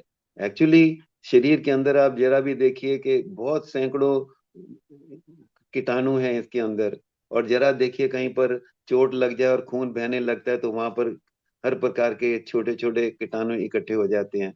तो ये जो शरीर है अपवित्र है। यहाँ अंदर शरीर के अंदर मल मूत्र, हड्डियों का रोग, हड्डियां खान रोग, रोगों का धाम है। शरीर जो है बिल्कुल रोगों का धाम है, घर है ये। और इस शरीर से मैं भिन्न हूँ। ये देह पेरिशेबल है, जलने राख हो जाएगी जलने के बाद, और मैं तो अमर अजर अविनाशी हूँ। तो मुझे तो किसी प्रकार का कोई भय है नहीं, तो मुझे इससे लगाव नहीं करना। ऐसा चिंतन मनन करना अशुचि भावना है। ऐसा हमको चिंतन करना चाहिए कि मुझे शरीर से कुछ लेना देना नहीं है, दिस इज ऑल टेम्पररी है, और मैं तो अजर अमर अविनाशी अविनाशी हूँ, मेरा कुछ होने वाला नहीं है, बाकी सब विनाशी हैं, मैं अविनाशी हूँ। राग द्वेष अज्ञान मिथ्यता। बस बस बस, दैट्स इट, 6। ठीक है सर। यस।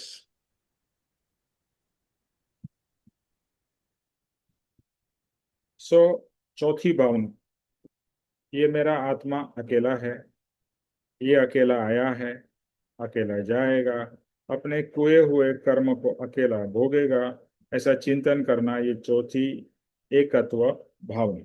एक, आपने ये रविंद्रनाथ टैगोर का वो है, एकटा चलो रे।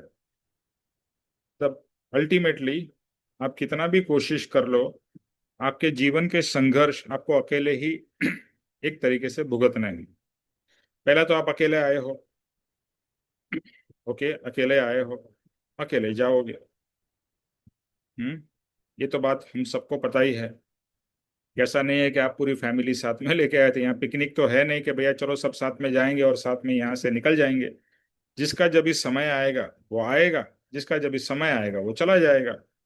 तो इट्स वेरी क्लियर, हम कितना भी किसी के प्रति प्रेम कर ले, यानी जो राग को हम प्रेम कहते हैं, कितना पति पत्नी में या प्रेमी प्रेमिका में प्रेम हो, लेकिन दोनों में से एक कोई, अगर पति पहले जाता है या पत्नी पहले जाती है, हमारे केस में भी होने वाला है ना। अगर हम जाएंगे या हमारी पत्नी जाएगी, या अगर आप लेडी हो तो पति जाएगा। अब कितना भी कोशिश कर लो, बहुत रेयर होता है कि कभी किसी का एक्सीडेंट साथ में हो गया तो दोनों एक साथ में गुजर गए, बट दोनों गुजरने के बाद में तो अलग अलग जाएंगे। ओके, तो ऐसा नहीं है कि भाई साथ में गुजरे तो साथ में एक ही जगह जाएंगे, वो भी अकेले अपने अपने कर्म के हिसाब से, कोई बंदर बनेगा कोई चूहा बनेगा, किसको क्या मालूम है।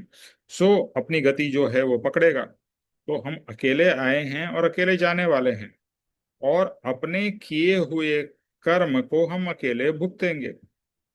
जैसे अभी बात हुई कि आपको जो तकलीफ है, जैसे पति और पत्नी है, तो कुछ कुछ तकलीफ आप खुद ही भुगतते हैं और कुछ तकलीफ साथ में भुगतते हैं। लेट्स से कुछ फाइनेंशियल प्रॉब्लम है तो दोनों एज अ फैमिली भुगत रहे हैं, बट उसमें भी इफेक्ट दोनों के ऊपर अलग अलग होता है।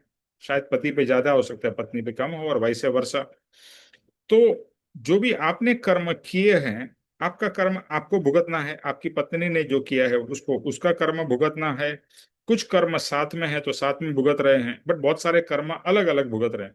आपको बीमारी हो सकती है, उसको कुछ बीमारी ना हो, और वाइस वर्सा।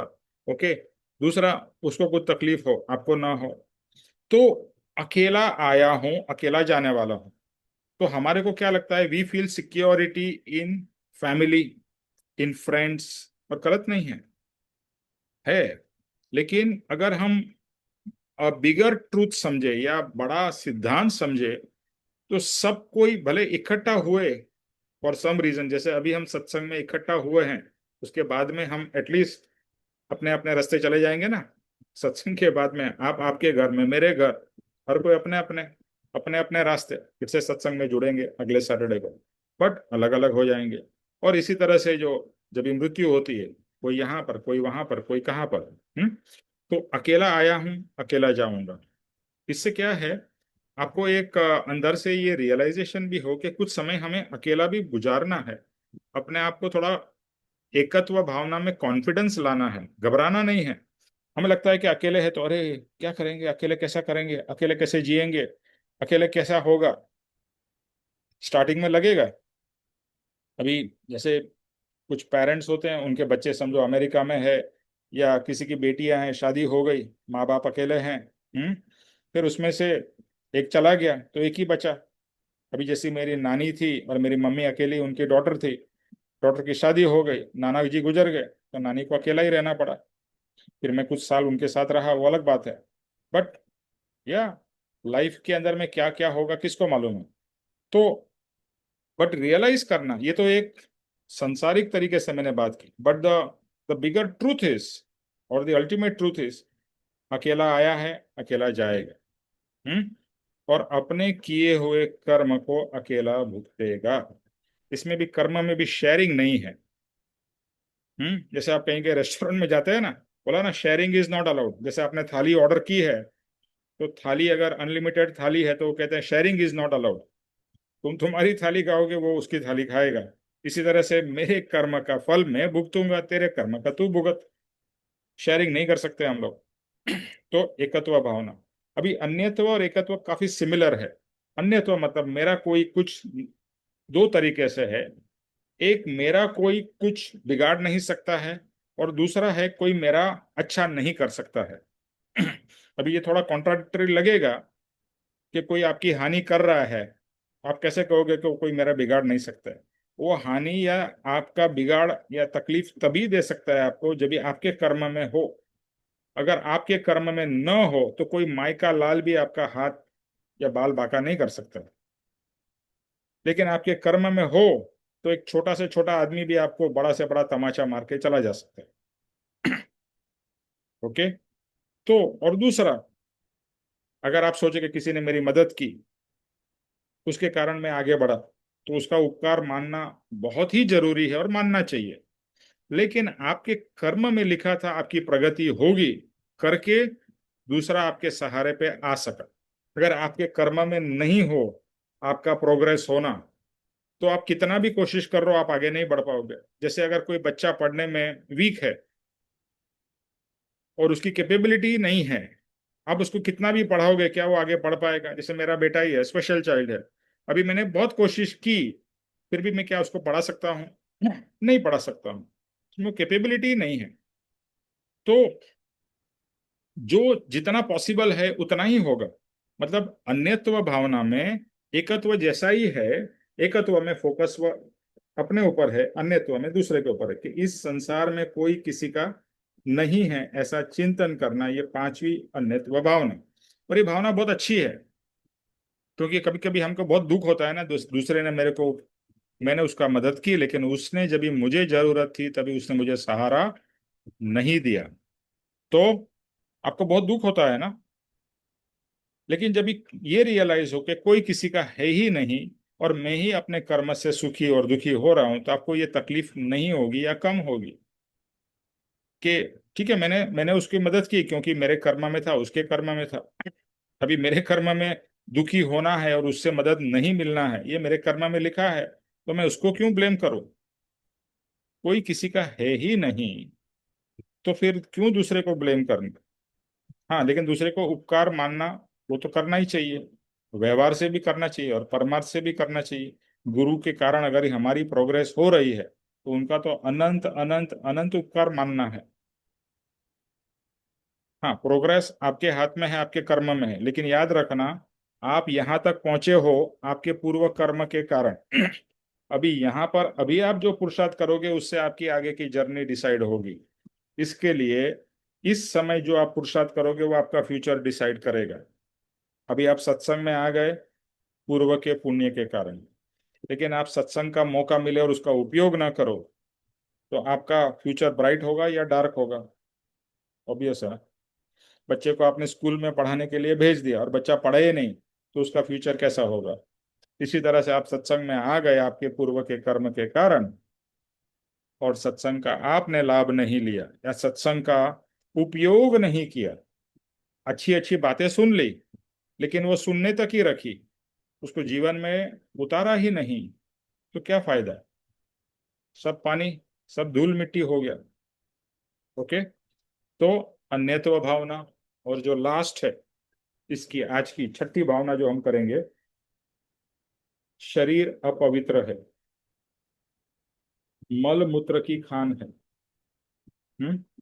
रोग जरा के रहने का धाम है, इस शरीर से मैं भिन्न हूं, ऐसा चिंतन करना, ये छठी अशुचि भावना।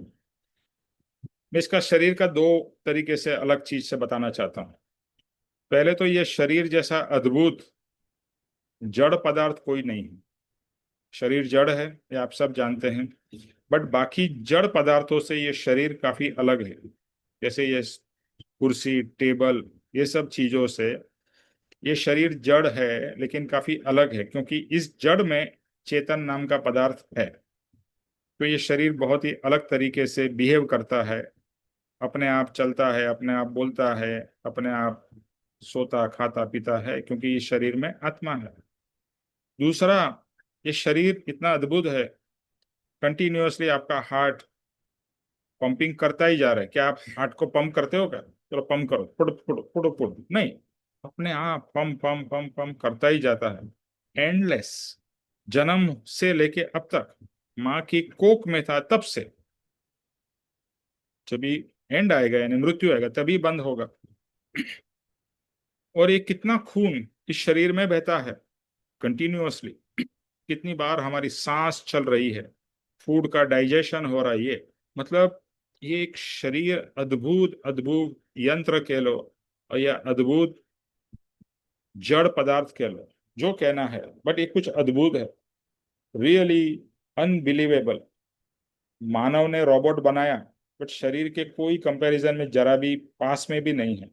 मे बी आगे साइंस प्रोग्रेस करेगा, लेकिन एक सिंपल चीज बता देता हूं, अगर आपकी चमड़ी निकल जाती है और चमड़ी को दूसरे चमड़ी से लगाना पड़ता है, तो आपकी बॉडी की ही चमड़ी लगानी पड़ती है। अभी आर्टिफिशियल स्किन आया है, बट लेकिन वो नेचुरल के कहीं भी कंपैरिजन में नहीं। तो ये हो गया शरीर की अद्भुतता। अभी यहाँ पर परम कृपाणु देव जो कह रहे हैं उसकी the other side of it, कि शरीर कैसा है? शरीर मल मूत्र की खान है। अगर आप ये शरीर देखो, ये शरीर क्यों सुंदर लगता है? क्योंकि उसके ऊपर में ये स्किन है। इंग्लिश में सेइंग है, beauty is skin deep. Beauty कितनी है? चमड़ी के डेप्थ जितनी। अभी चमड़ी तो बहुत ही पतली है ना, ये चमड़ी बहुत ही पतली चीज है। अगर आपकी चमड़ी को निकाल दिया जाए तो अंदर कैसा लगता है? अच्छा देखने में नहीं लगता है, आप तुरंत उसको कवर कर देते हो। जैसे कि इमेजिन करो कि अगर ये पूरी चमड़ी निकल दी जाए, कैसा लगेगा? हम्म आपको डेड बॉडी डरावनी लगती है, हड्डियां जिसकी हम बने हुए हैं, वो अगर हड्डी का ढांचा हो तो भी हमको डर लगता है, भूत, या अच्छा नहीं लगता है। तो ये शरीर की शोभा आत्मा के कारण है, इतना याद रखना है, नंबर वन। दूसरा, ये शरीर भी अद्भुत है, लेकिन है तो जड़, और इसमें क्या है? मल मूत्र की खान है। शरीर में ऐसे कहा जाते हैं 9 जगह से 9 छिद्र हैं जहां से चीजें हमारी निकलती है। चाहे पेशाब के माध्यम से, पॉटी के माध्यम से, और दूसरी तरह से। तो ये शरीर में हमको इतना लगाव है, लेकिन ज्ञानी क्या कहते हैं? शरीर का असली स्वरूप समझो।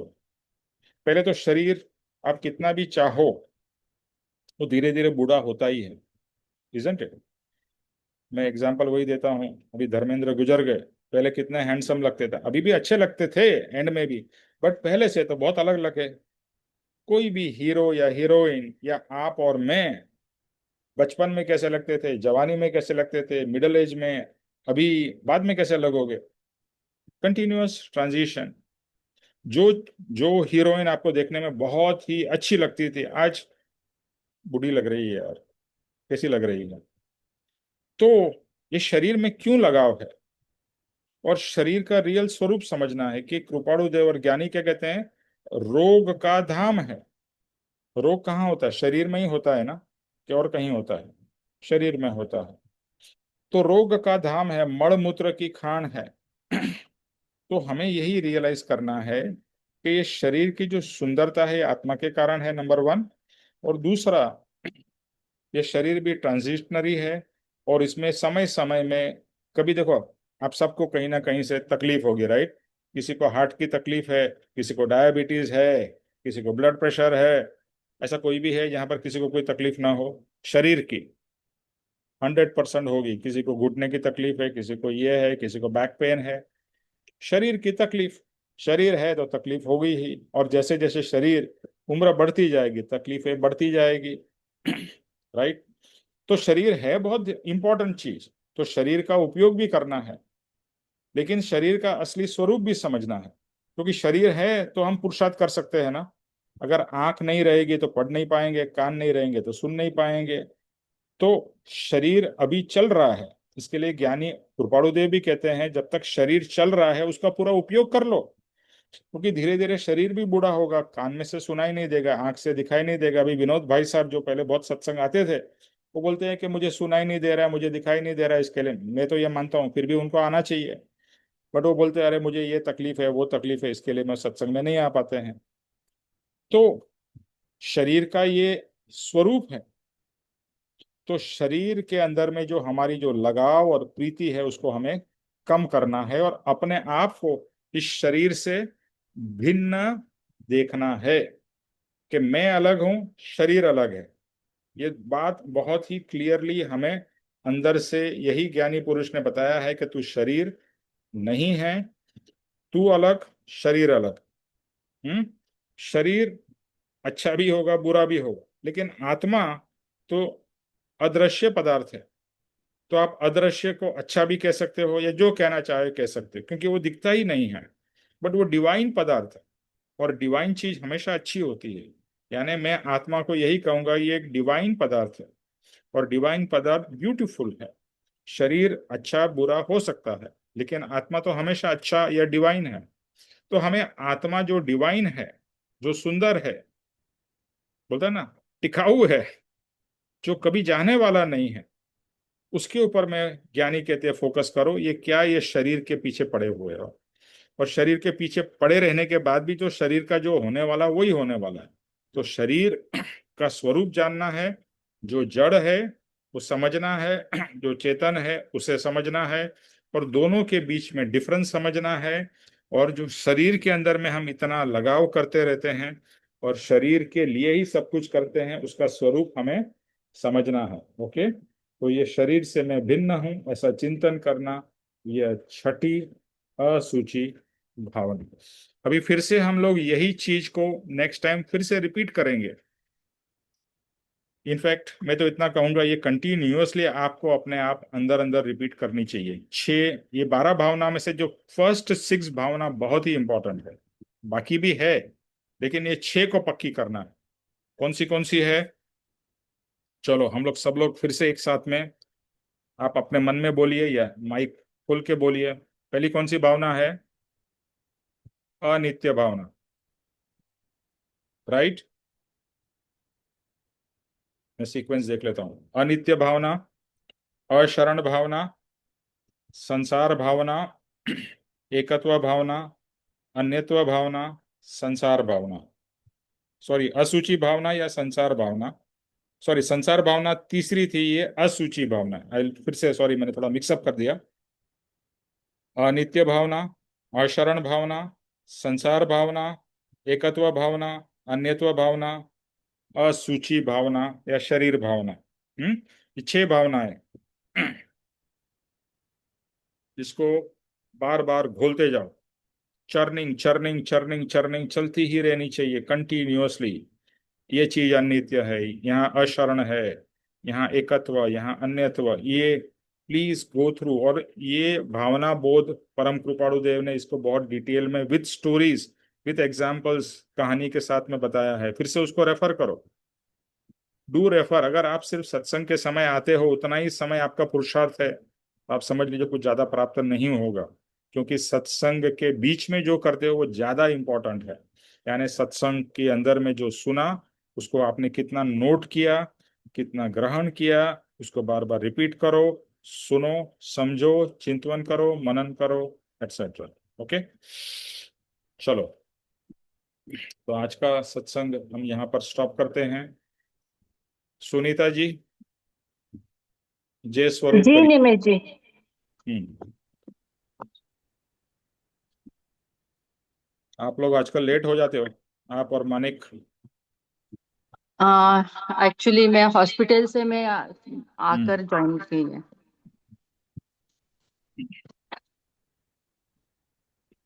मानिक, आपको टाइम से आ जाओ।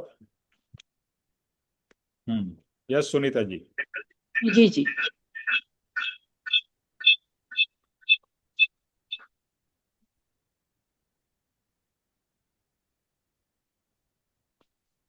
जय श्री सद्गुरुदेव वंदन।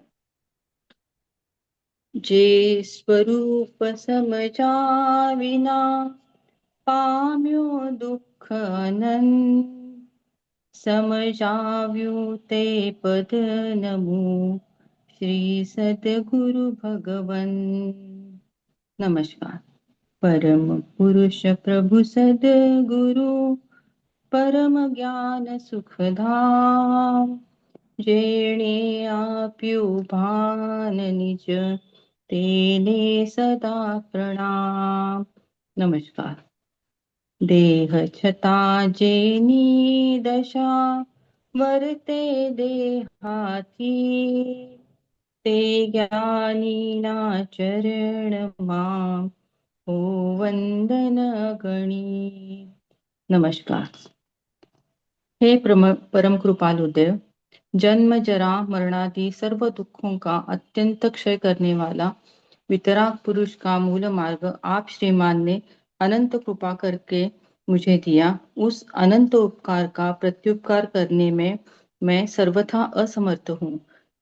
फिर आप श्रीमान कुछ भी लेने में सर्वथा निष्प्रह है, जिससे मैं मन वचन काया की एकाग्रता से आपके चरणाविंद में नमस्कार करता हूँ।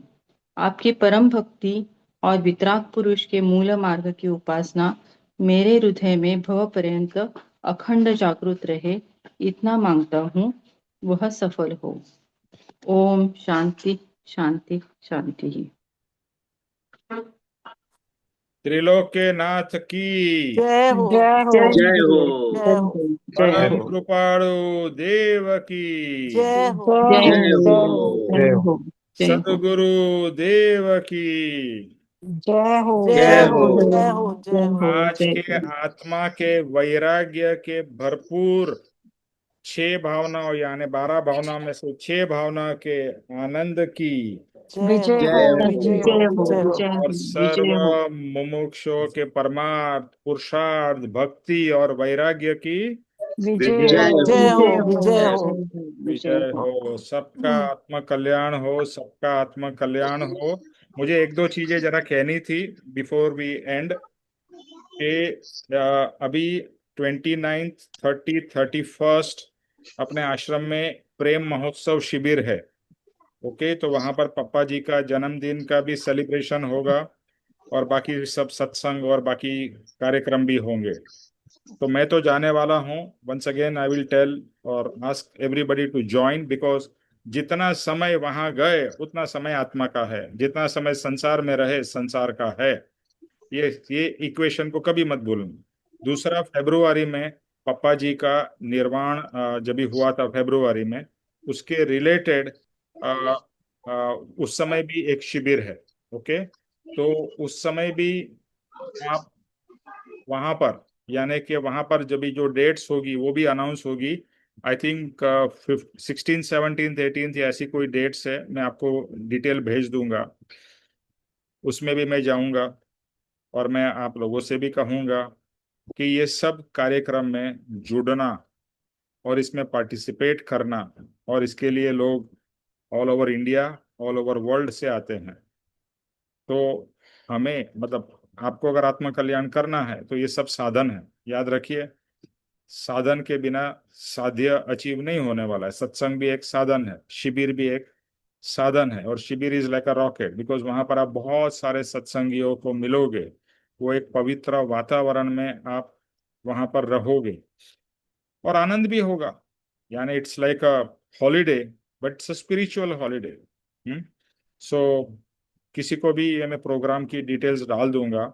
एक्चुअली ये जो 29th वाला तो प्रोग्राम, उसकी डेट चली गई है, बट एनीवे आपको वहां पर एंट्री मिल सकती है। I don't think it should be a problem. और फेब्रुआरी की भी डेट अनाउंस हो गई है, वो भी मैं आपको भेज दूंगा। तो जुड़िए, कार्यक्रम में जुड़िए, आश्रम में आइए, आश्रम से ये सब प्रोग्रामों में भाग लीजिए। ओके। जय सद्गुरुदेव। जय सतगुरु निमेश भाई, हाँ। Thank you. थैंक यू जय जय निमेश भाई। Thank you. जय थैंक यू। सद्गुरुदेव वंदन। जय सद्गुरुदेव। बाय। Thank you.